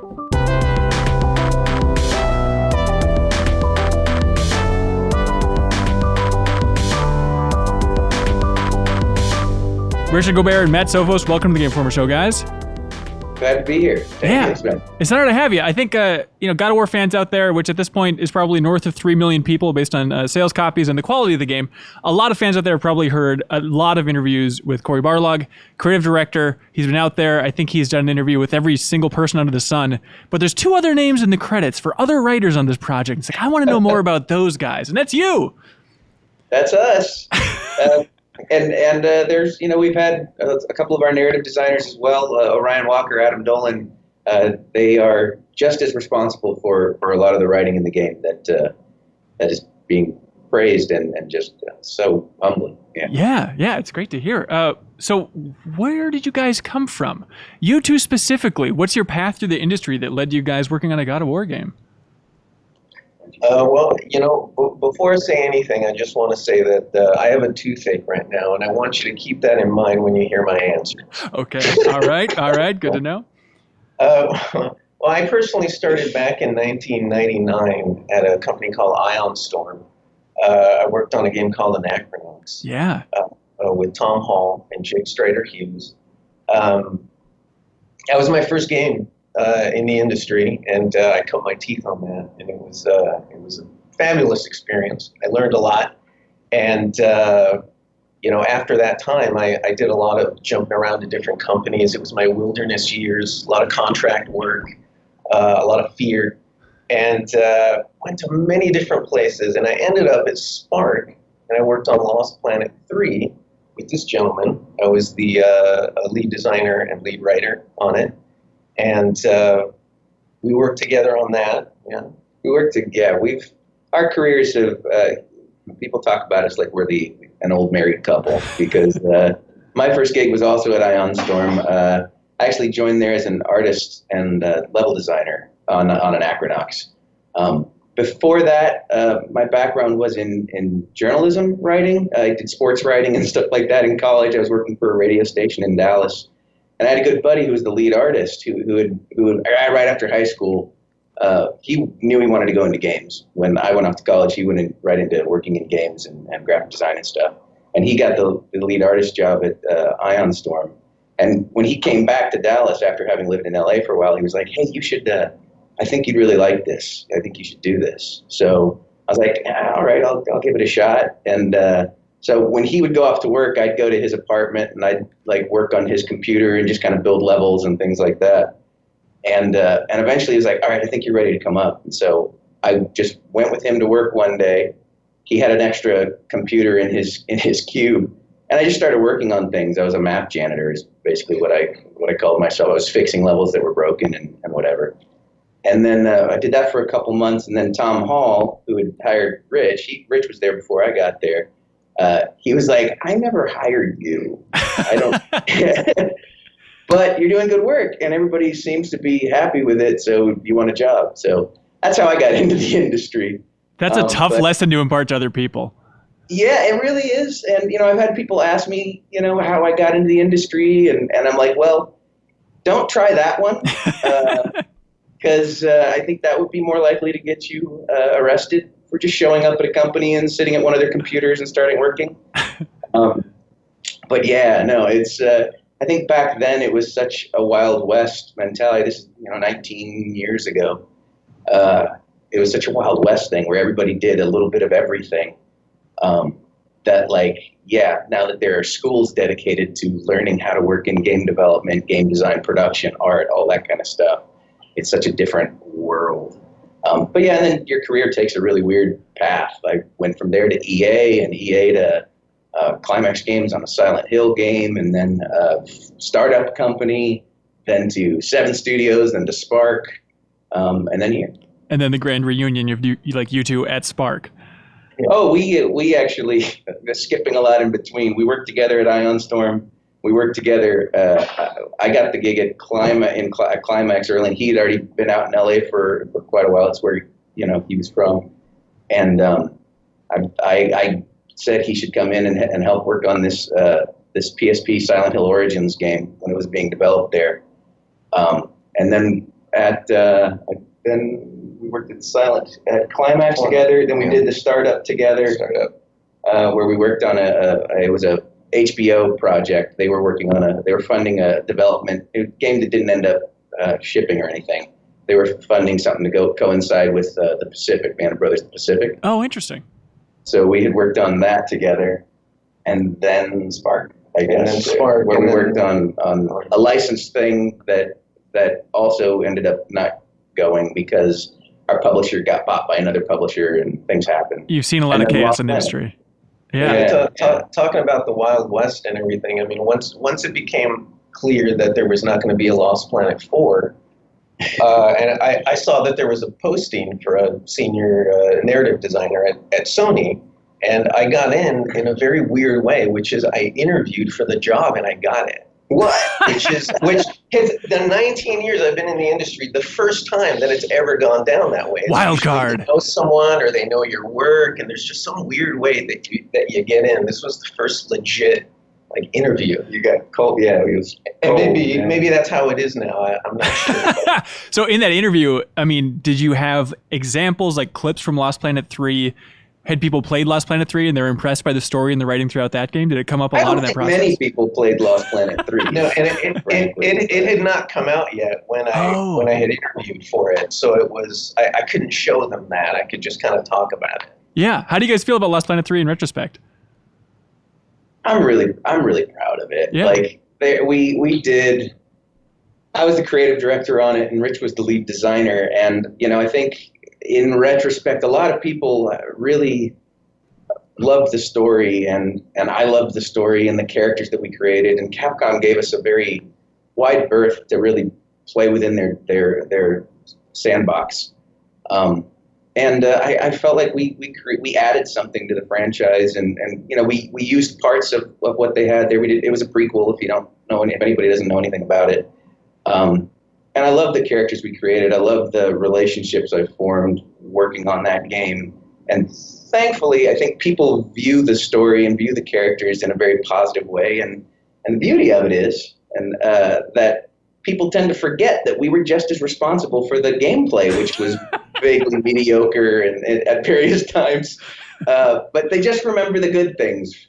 Although I'm now reminding people of the other stuff. So no, I started playing it this weekend, actually, like the first hour and a half or so. And it is impressive out of the gate, maybe before the gameplay mediocre stuff sets in. Like the writing, it feels, and the deliveries are all really natural, much more than you'd expect. So I hope that at least people are finding it now or appreciating it more in retrospect. I don't know how many diehard God of War fans have gone back to it now, but there's got to be some people out there, right?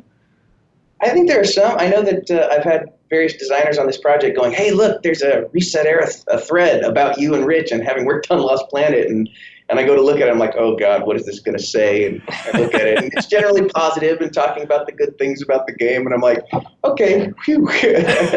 we got a nomination from the Writers Guild for Best Video Game Writing that year, but we were up against Last of Us, so you can imagine what that was. That's tough. Sorry, Last Planet. It's not going to make the cut. No, and what was great is we met Ariel Lawrence, who was working here on God of War Ascension, and we met several other people. I think it was Assassin's Creed and Arkham Origins, Batman Arkham Origins, and we just all knew. It was very kind of freeing because we all just knew at one point where it's like, oh, well, Last of Us is gonna win, so we can sit at the table, we can drink, we can do whatever we want because we're not getting called up there. Let's tilt these glasses. Yeah, it doesn't even matter at that point. So both you guys have seen so much chaos in the industry, jumping from places to places. I'd imagine, and you mentioned it's fear also coming from just jumping around that much. I just want to know what it's like to land a job on God of War then, because from the outside, seeing this game, it is mind-boggling to think how expensive it was, and just the effect, just the idea that it is so focused, it's a cohesive vision at the end of the road, seems impossible. So what's it like to be on the inside? Do you see that and just see this as like a once-in-a-lifetime opportunity in the game industry that everything happened to come together?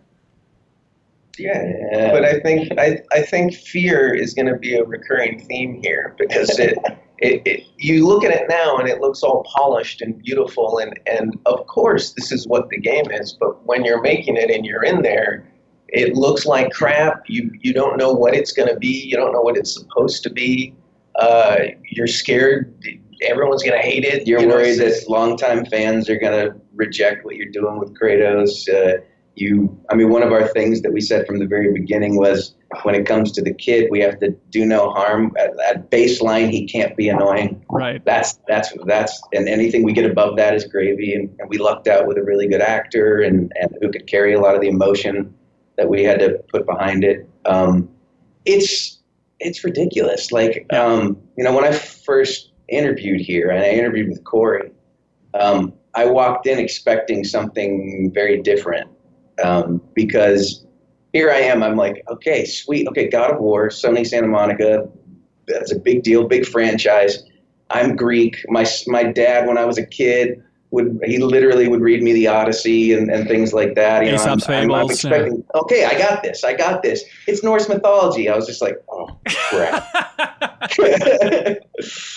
But, getting the opportunity that we got to really kind of craft things how we wanted to. And Norse mythology is so, it's so driven in people's minds by what Marvel does at this point. But like the baseline of Norse mythology even is so not well known that it gave us a lot of freedom to kind of do what we wanted with it.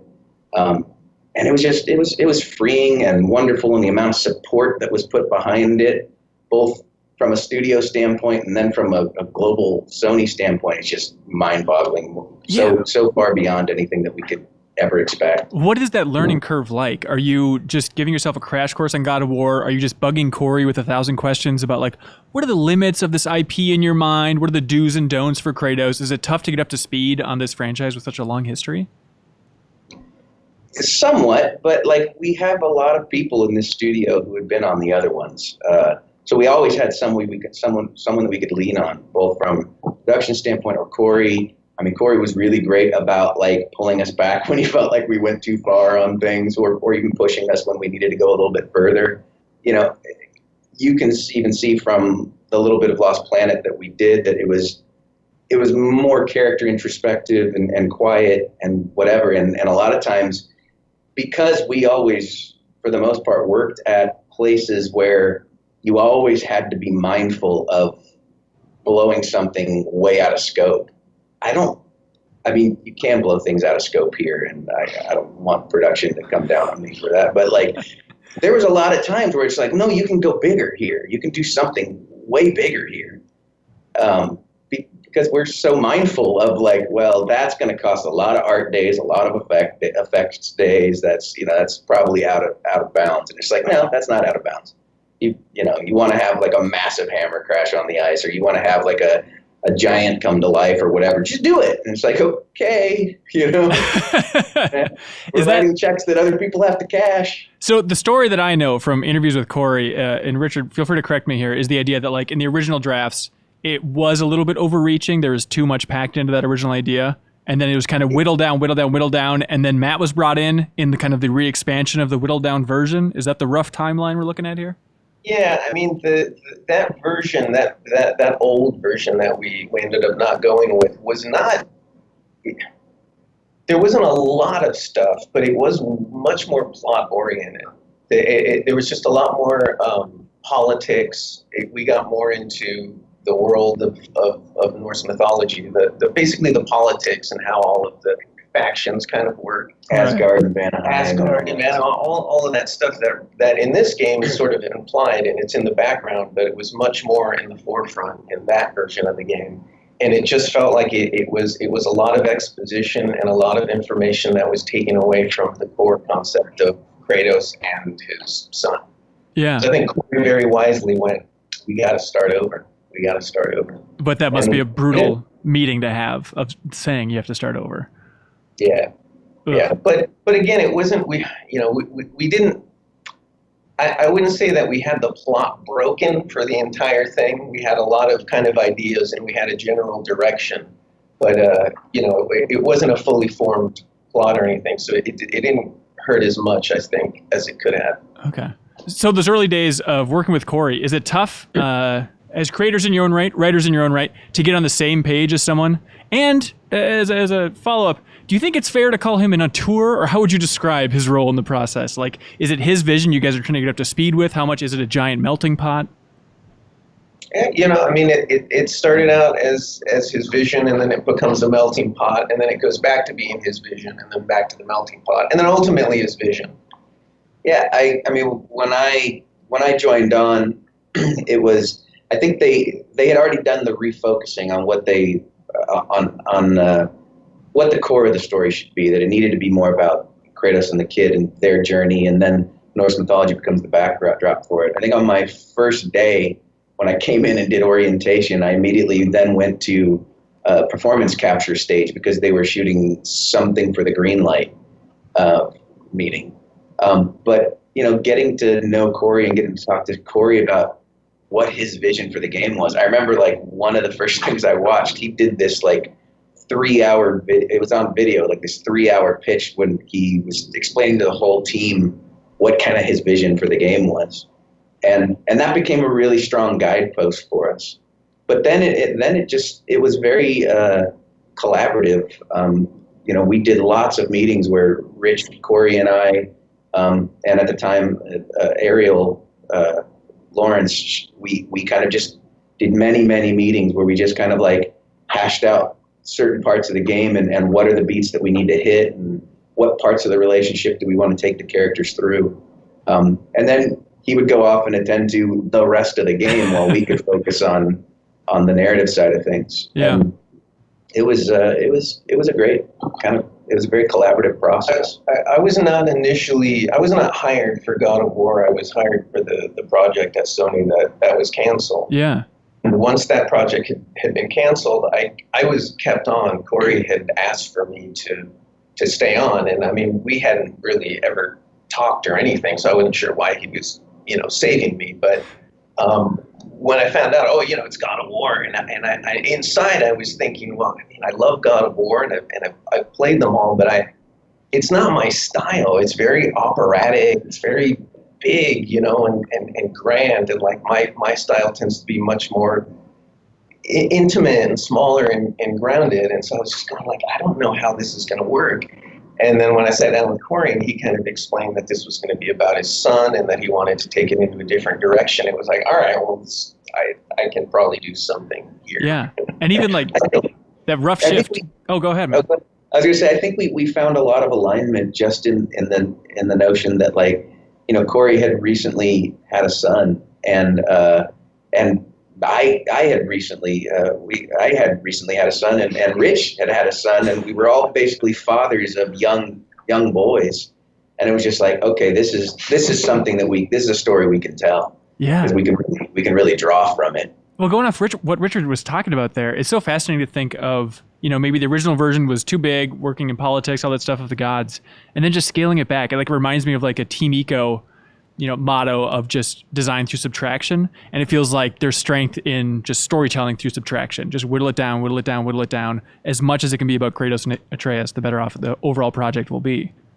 Yeah, I mean, we kept working at it until we really found what the armature of the game was. We had to figure out, we knew kind of a lot of where the plot needed to go.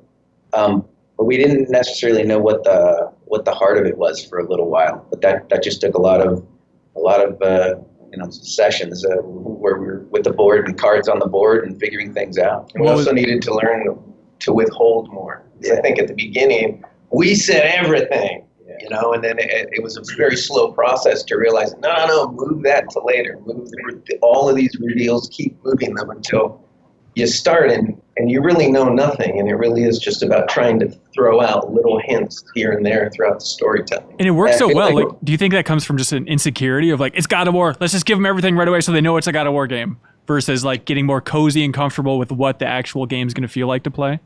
And I think that's just your instinct, is most writers' instinct is you want to get it all out there. Yeah, and you have to train yourself to you gotta dole it out. It's better when you dole it. And it's you want to provide, here's all the cool stuff, right? And it's but that doesn't really, while it's nice to kind of just blow it all out in the beginning to an extent, it actually isn't that great an experience for the player or the reader or the viewer or whatever. And then the fact that we really nicely aligned with design in general on how they ended up wanting to kind of meter things out, it all served the whole a lot better. Yeah. What was the biggest challenge in the writing process? What was the one thing you had on that whiteboard or the corkboard for so long that was weeks and weeks of meetings of like, I just can't wrap our mind around how to structure this thing?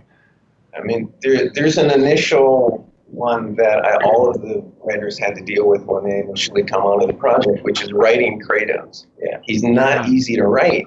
He's a man of few words. And it's not that he's dumb. He's very smart. I mean, he was a general. But there's two things going on here. One, he's speaking Old Norse, and it's a second language to him.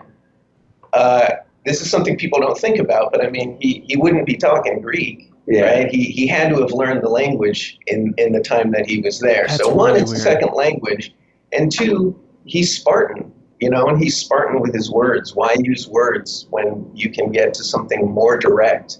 It's a waste of time to use a lot of words. So basically, that took away our bag of tricks. Usually we rely on humor and sarcasm and all of the wordplay to kind of get us through scenes. And here you had to be pure, and you had to distill everything into the shortest possible sentence. And as writers know, shorter is harder. Yeah. So always that was the biggest challenge, and it still is a challenge. You constantly going and reading Kratos dialogue and saying, how can I make this shorter? How short can I make this? I love the idea throughout the course of the game that Kratos is struggling, like his struggle and his challenge is to communicate with his son.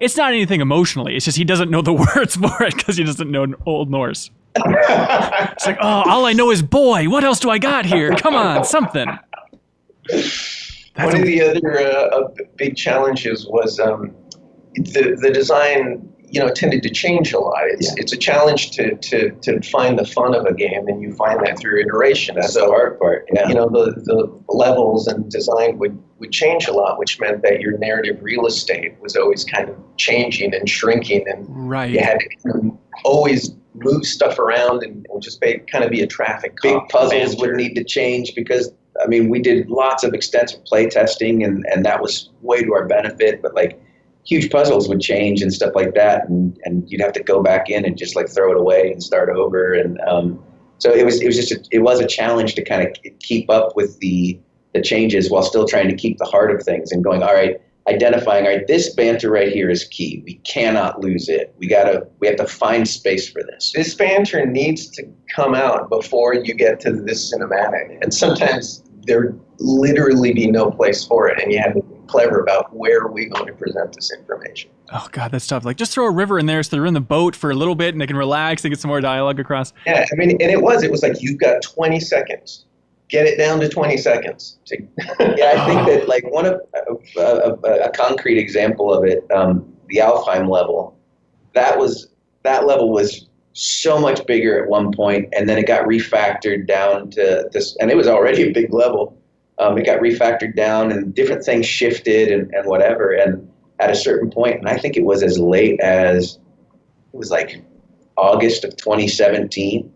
And we had written Alfheim about 3 times because it was one of the first levels that was built way back 2014. That like I ended up going in and basically going, all right, here's all of our pieces, and it was a puzzle. I shifted everything around and wrote new threads to like connect everything and threw a bunch of stuff out. And it was just kind of like at the end of it, it was like, okay, I think this all makes sense. Rich, can you tell me if this makes sense? Because I couldn't tell anymore. I think ultimately that level... Oh, what happened to the thing when he said the thing with the stuff and you cut that? Yeah, I did.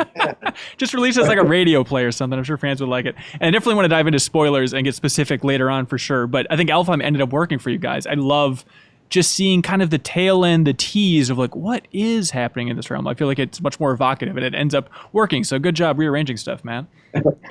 With Kratos and the dialogue specifically with Kratos, I think that's a really interesting idea of just trying to find that tone, and it's so tricky.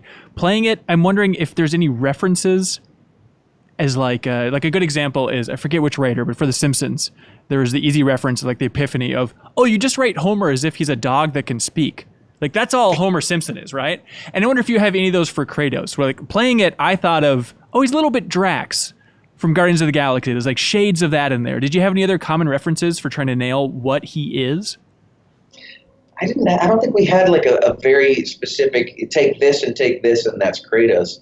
I think it was more just along the lines of really figure out who Kratos was, understand the old games, and then, let's just keep the dialogue short. If it can be said, and we leaned a little bit too far into this at one point, but if it can be said with like a grunt rather than actual dialogue, then do it.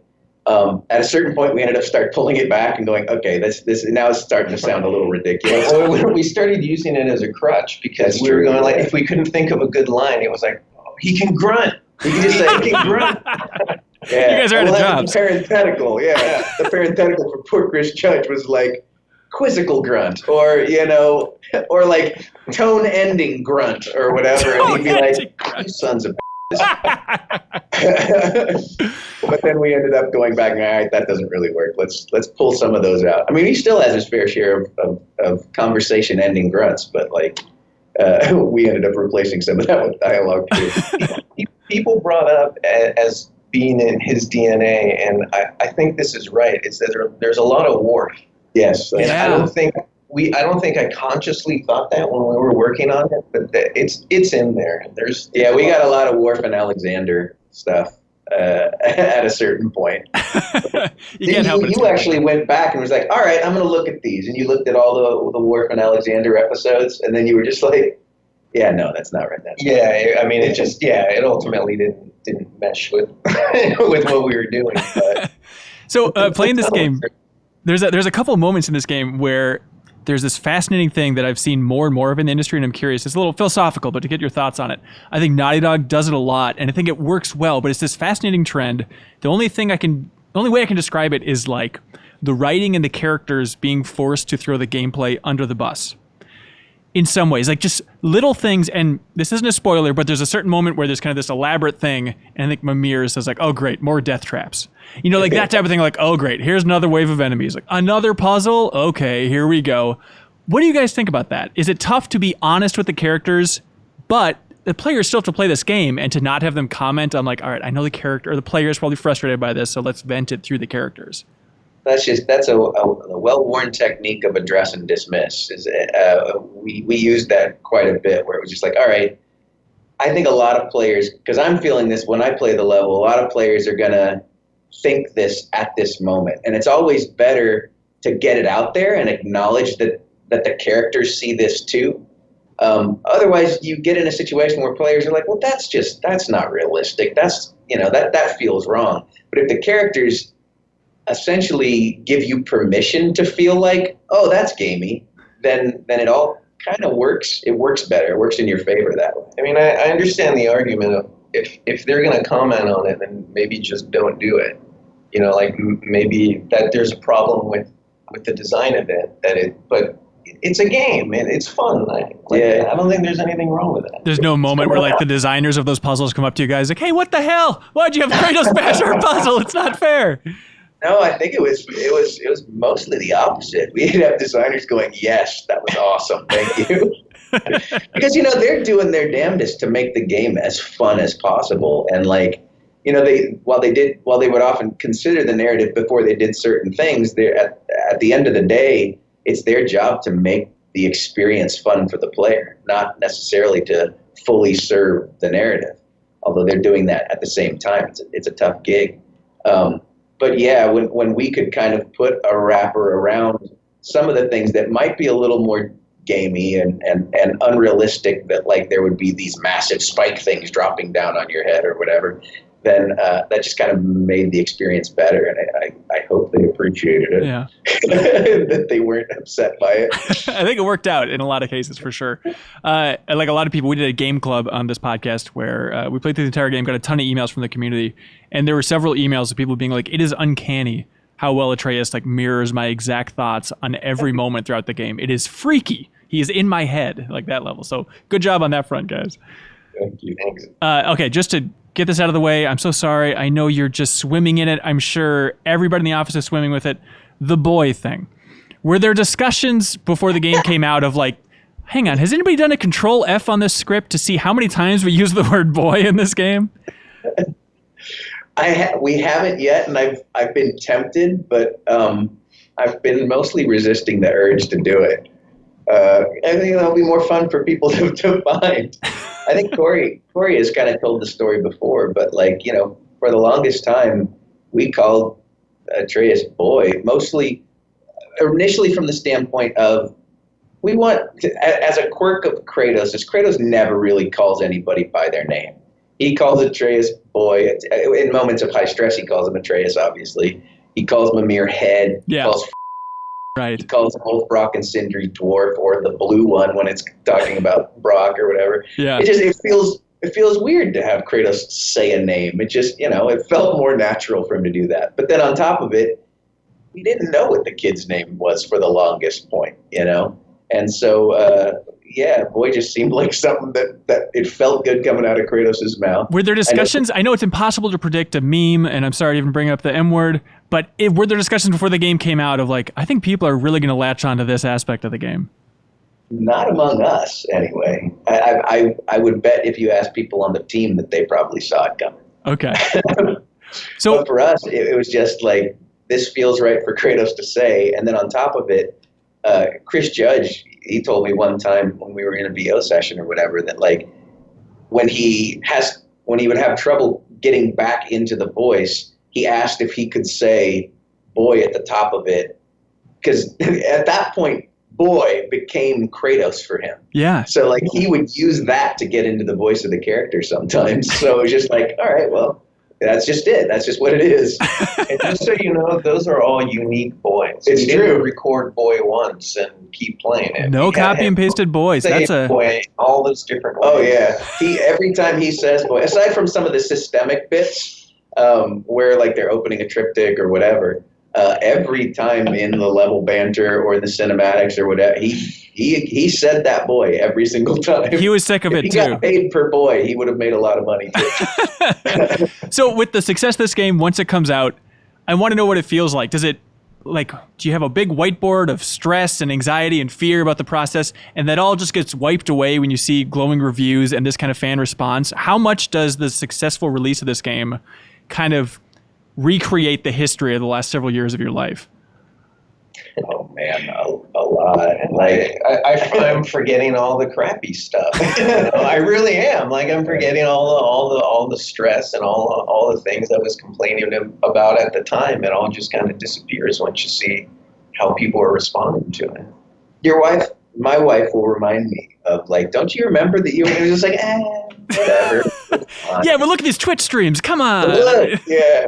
No, it's unbelievable. Like, you never expect something like this. And like, I think it's become pretty famous, the video of Corey whenever he starts looking at the reviews and he's weeping.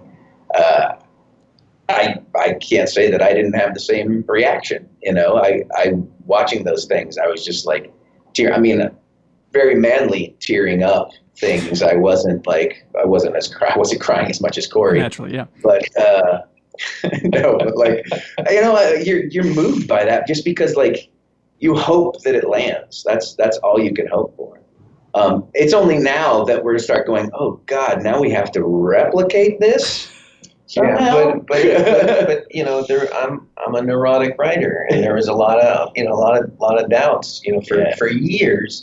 Of not knowing if this was the right thing, and now that it seems like this is the right way to do it, now that we are looking at a blank board and putting up the little index cards for whatever project we might work on next. Yes, I'm not saying what it is. Could be the sci-fi game. Could be. It is. I feel very relaxed, which is good. That there's this element of that fear of like, is this right or not, is kind of gone, and we can just kind of focus on the story and the work, and that's wonderful. Now the fear is all about meeting new expectations that we didn't have before. Okay, so the fear doesn't go away; it just has shifted its form a little bit. It shifts. Yeah. It goes to something else. I got it. Yes. This is a better fear, though. It is. It's a healthier fear. Okay, this is where things are going to get spoilery, and this is going to be quicker for sure. This isn't the full second half of this interview or anything, so heads up, if you haven't finished God of War, please, please, please stop listening. I don't know what kind of buffer I need to give you just in case this is coming out of your phone on the other side of the room, but just run away. Just run away from the phone if you can't get to it. Please don't listen to this. Will you guys attest to it? Please don't have this game spoiled. Don't. It won't land as well if you have things spoiled. Yeah. Okay, there we go. Okay, spoiler. Tiny details. This is the crap that I absolutely love. You talk about intimate games. The tiniest detail in this game was like, oh, no other game would say this. It's so amazing. Is that little moment, and this is the most boring way to start a spoiler discussion, so I'm sorry, but the little moment where Freya corrects Kratos saying back of your hand to like take Atreus' temperature. How do you guys think of that? That's so good. Because it's happened in real life. Yeah. It happened where, I did that where, and I think that was you. My wife corrected me. It was like, it's the back of the hand. It just made sense, right? And so much of Kratos and the story is just stuff that has happened to us as fathers, and you don't even have to do very much. It's just the fact that it's Kratos and the kid makes it feel bigger than it is. Yeah. Yeah, you're totally right. It works. Okay, real quick. When you first encounter the humans, and there's a line where they're like, Sigmund, your knives! You imagine that being Sigmund from Norse mythology, right? Like that is the Sigmund? No, that's just a dude named Sigmund. Is that right? Yeah. Wow. All right. Okay. I'll scratch that off. Okay. Look that up. We were looking, in that case, for just kind of Norse names. That's why, like at one point, if you kill, and he killed Gunther or something. I don't remember what his name was, but like, we're just looking for common names at that point. Okay. There we go. That's helpful. If there's a reference there, it was a happy accident. Yes. No, it was totally Sigmund. God, you guys are so damn smart. Okay, this is where, I don't know if you have to light a joint for this question or what, but okay, thinking about realms, how this stuff works. Are all of the realms, okay, I guess the question is Midgard all of the Earth, or is it just that one area? Like, does a section of Midgard extend all the way to Greece? Is there a version of Asgard, which probably we weren't talking about yet, that also envelops the entire world? Basically, do the realms from Norse mythology expand beyond Norse mythology, is the question. In my mind, you can contradict, and I don't think we ever necessarily said for certain, but like Midgard is Earth. It's, all of Earth. It's all of Earth or whatever. But like the people who are involved in Norse mythology, who worship those gods and whatever, are in this section of Earth, and to them, Midgard is to them what to the Greeks, whatever Gaia or the Earth or whatever was to them. It's just Earth to me. I didn't think of them when I was writing anything as completely separate places. Yeah. So pretty much. Yeah. But Kratos got on a boat and went north, and he found himself in this land that people happen to call Midgard. Okay. So it's not like in Elfheim, if you keep walking, you can eventually get to the Egyptian version of Elfheim, which would be very trippy and cool. I guess you theoretically could, because all of our realms, I mean, we established they exist, like Freya says, they exist in the same physical space. They're essentially just kind of like, dimensions on top of each other. That's why the temple, the realm temple, and the bridge can all exist. It exists in all the realms. All the towers, all those things exist in the same realm. So, if you were inside the light temple in Alfheim, and you could theoretically travel right from there, to Muspelheim or Niflheim or any of those places, you would be in that location. Right. Okay, got it. The thing I wanted to get into with spoilers here, talking about trimming sections and whatnot, was the Atreus getting cocky, realizing he's a god, embracing it a little bit too hard. Was that a section that was abbreviated in a big way? Yes. Okay. In a big way, yeah. There was supposed to be another level, basically, that coming out of the Tears Vault when they have the father-son wine toast thing. After that, there was supposed to be a whole other level before going through the foothills and everything like that, and up through the mountain again. Okay, gotcha. That did get abbreviated. But we did our best to band-aid it as much as possible and make it still feel natural. I think if you put the screws to us, we would say that if it's more abrupt than we would have liked it to be. But overall, happy with it. That, there's always the things you wish you could hit a little bit harder, done a little bit better. Of course, yeah. Let breathe a little bit more. Were there like distinct moments that you really regret, or I mean, not regret, but you wish people could have seen? Was Kratos more aggressive towards him about like, hey, knock that shit off, dude? No, I think for us it was more, we just wanted more of a gentle ramp. Yeah. And that you would start to get, I think. We moved some of the stuff into the rune vault, into Tyr's vault, especially kind of the beginning of it when the kid says something about he wouldn't have felt so bad about killing the elves if he knew he was the dark elves, if he knew he was a god. And I'm just going, are we going to just leave that there? We wanted to do more of that, to have the kid. It feels pretty normal, but then the kid says something, and the player. And probably more Mimir than Kratos would be like, what? What did he just say? Yeah. And that Kratos, I think something that we did both in the Alfheim level after coming out of the light and in that section, it was kind of like Kratos is okay with just taking it from his kid for a little bit. His son will pop off a little bit and he'll just take it. He won't say anything until he's had enough. And I think for that stretch, it wasn't going to be so much Kratos correcting him, because a lot of the reason why, well, not a lot of, the whole reason why the kid is going down this path is because Kratos won't talk about the perils of what he's doing. Right. Because that would be opening himself up for things. So we would have used that stretch a little bit more to more gently ramp the kid up to the point where he snaps at Sindri, and then using Mimir to give the player, notions that something's not right. Yeah. One of the most brilliant little moments in this game is in that section, where you get in the boat again, and Atreus is like, we're gods, we can do whatever we want. What do you want to do right now? And then Kratos just says, I'll show you. And then it's just left in the player's control. That is so effing cool. I love that moment so much. Do you remember writing that specific little beat?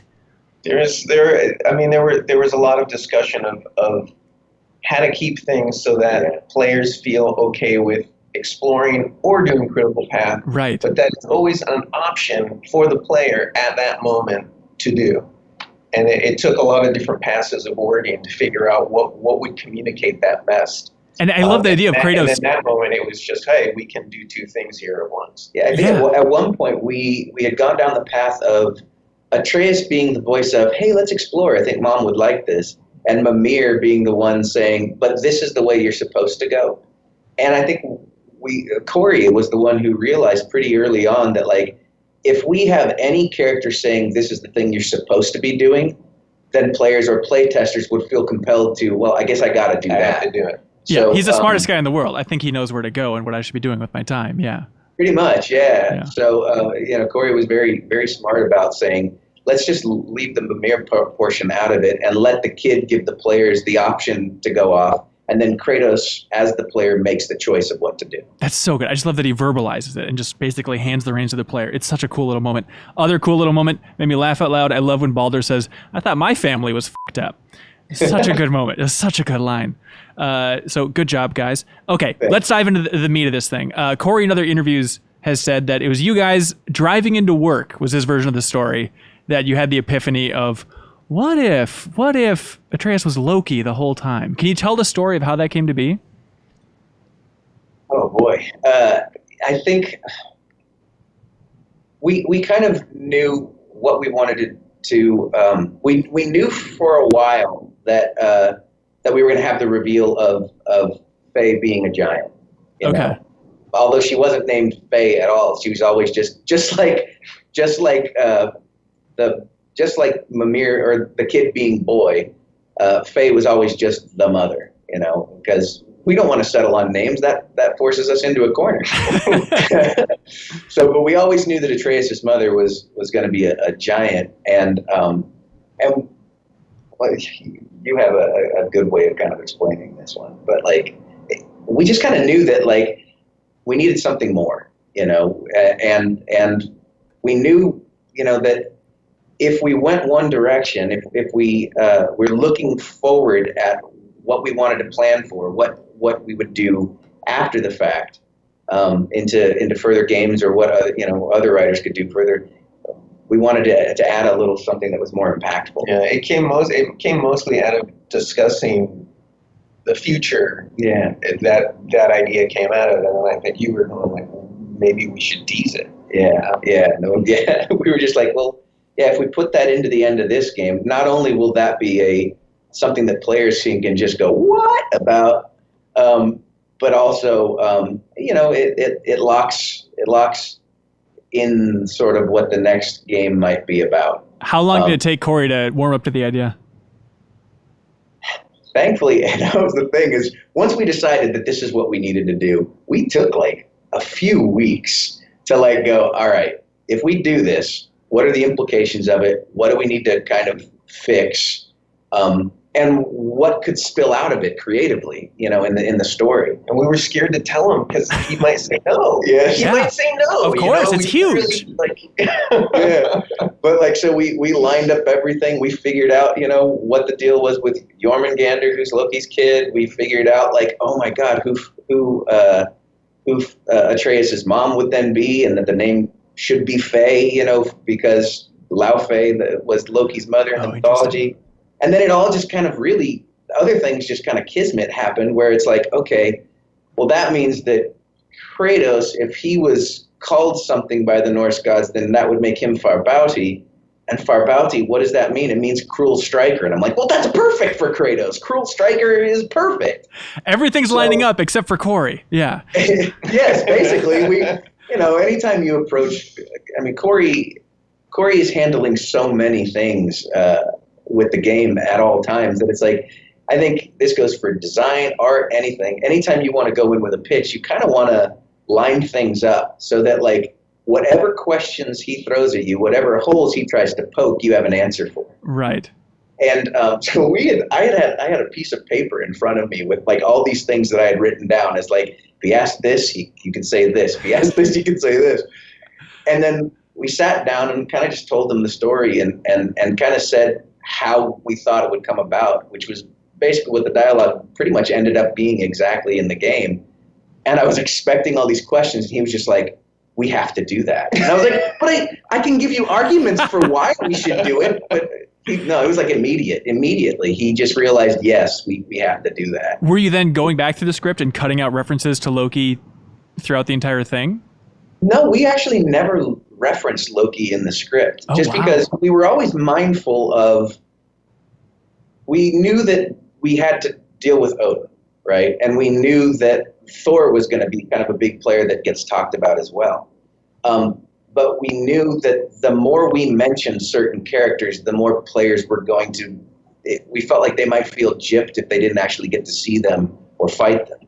So, we kind of purposefully left Loki off the table just because it wasn't an element that we felt like necessarily would fit into the themes and stuff that we were trying to tell. Loki's lineage and all that kind of stuff is a little bit weird compared to Thor had these two kids and one was strong, and we're like, we know that they're going to be bosses or in the game. So, we didn't have to strike anything from Loki at all. And I think since we want to save things for the next game, you don't want to lock yourself into anything by writing something in the current game that's going to mess things up for the next one. So I think we're just trying not to deal with too many things, not knowing what the repercussions might be. Yeah, I think probably from Marvel's influence, but a lot of people have taken that epiphany in the game to be like, oh, so Atreus is going to turn evil. He's going to be this evil little guy. Do you guys necessarily equate that with Loki being an evil god? Well, I think that I think if you look at what we did with this game, most of the accepted Norse mythology of the characters who you think of as are the good gods or the good ones, they're the ones who are the biggest assholes. Yeah. And so the reverse is probably also true. There are definitely themes from Loki's kind of duality and his being the god, the trickster god that you can probably bet that if we did another one, that would be some things that we would kind of weave in. Very cute, Matt. Very cute. If we did another one, who can say? Who can say? Nothing's announced. Uh-huh. So, But yeah, no, I think that thinking that he might turn into an evil god, who knows? Maybe, but we tried to turn a lot of the stuff that was accepted about each of the gods kind of on their heads. Yeah. It's always just been in the DNA of God of War. So yeah. Yeah, for sure. Okay, a couple more quick ones. In your mind, do you mean it to be 100% clear cut that Athena actually appeared there, or do you want it to be ambiguous about whether or not Kratos is just freaking out and losing his mind a little bit? I felt we probably didn't hit on it hard enough, I guess. But for us, she was never there. It was always when he's in the boat, he actually says, "Get out of my head." Yeah. And then when he sees her in the doorway and all that kind of stuff, after you get the blades and you fight and all that kind of stuff, Mimir has dialogue once you're in the realm between realms saying, "I know you weren't talking to me back there." So it was clear that Mimir didn't see her. So that for me was just kind of the way to say, this is all Kratos dealing with his issues, but she's not physically there. Okay, there we go.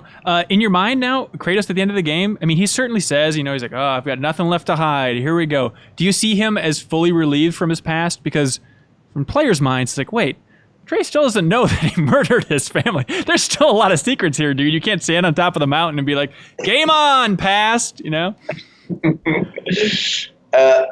We deliberately held that one back. Okay. I feel like that was as much growth as it would have been possible for Kratos to do by the end of the game. Anything past that would have probably felt artificial. Okay. I think we had several different, as we were breaking the story of the game in general, we had meetings with Corey and stuff like that. He was like, and he was pretty clear and absolutely right that like, we can't get to the point in this game where Kratos is being altruistic because he hasn't earned that yet. So I don't think that in the same regard, him admitting to that part of his past would have been a step too far, I think. Yeah. So he doesn't have anything to hide. He's admitted to the servitude to Ares, and that's what the chains a lot of represent, and the bad things that he's done, but he does keep a piece of himself still. He's got room to grow. Yeah. Okay, there we go. Important. What do you think when you read the fan speculation about the Tyr is Kratos stuff? What's your gut reaction to that? I love all the fan speculation, both from the standpoint of, well, I can pretend like this was my idea, and also from the standpoint of, well, okay, if this is mostly from the standpoint of, if this is what fans are kind of expecting, then we can turn this on its head. And it's fun. It's fun to see what people are kind of fan casting and fan speculating what's going to happen. Yeah, I was reading a lot of that stuff, and then at some point last week I went, no more. Yeah, gotta try and stay fresh. Forget it. Don't look at it. And we would hate to have it where we come up with an idea and then we throw it out because we see that someone online thought of it. Yeah. Right. But it might be the right thing to do for the story. So like I'd rather just not have that kind of wading into things. I'd rather not have that. But has it shifted? Fan speculation, has it shifted already the way you're thinking about where the story could go in theory? Not really, actually. I think that for us, and in all honesty, most of the time, it's when someone mentions something that is very close to where we were heading with it. It has made us question whether we should do it, and I think that's why Rich is kind of getting at we have to stop looking at it, because we've come to the point where if this is where the character should go, based on the mountain of stuff we created for this last one, then this is where they need to go. And we shouldn't kind of second guess ourselves just based on the notion of, well, we don't want to do it if people are expecting that. Right. So it's a bit of a catch-22. Yeah. Corey, last time he was on this podcast, was talking about the future, and he said that I think it's important to change up the leadership of God of War. He always liked God of War being directed by different people. And I'm curious, what do you think about that strategy, that philosophy of shaking things up if the series ever continues into the future? Shaking things up is always kind of scary and uncomfortable, but you also create new avenues of creativity that you wouldn't have gotten to if you don't shake things up. So, as is represented by Kratos, change is painful, but it's often a good thing.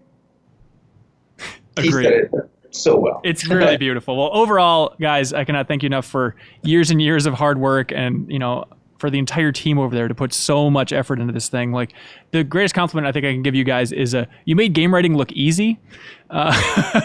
So congratulations, you guys. It's a hell of a project you guys just finished off there. Really appreciate it. Yeah, no, can't be more thankful and happy with the reception.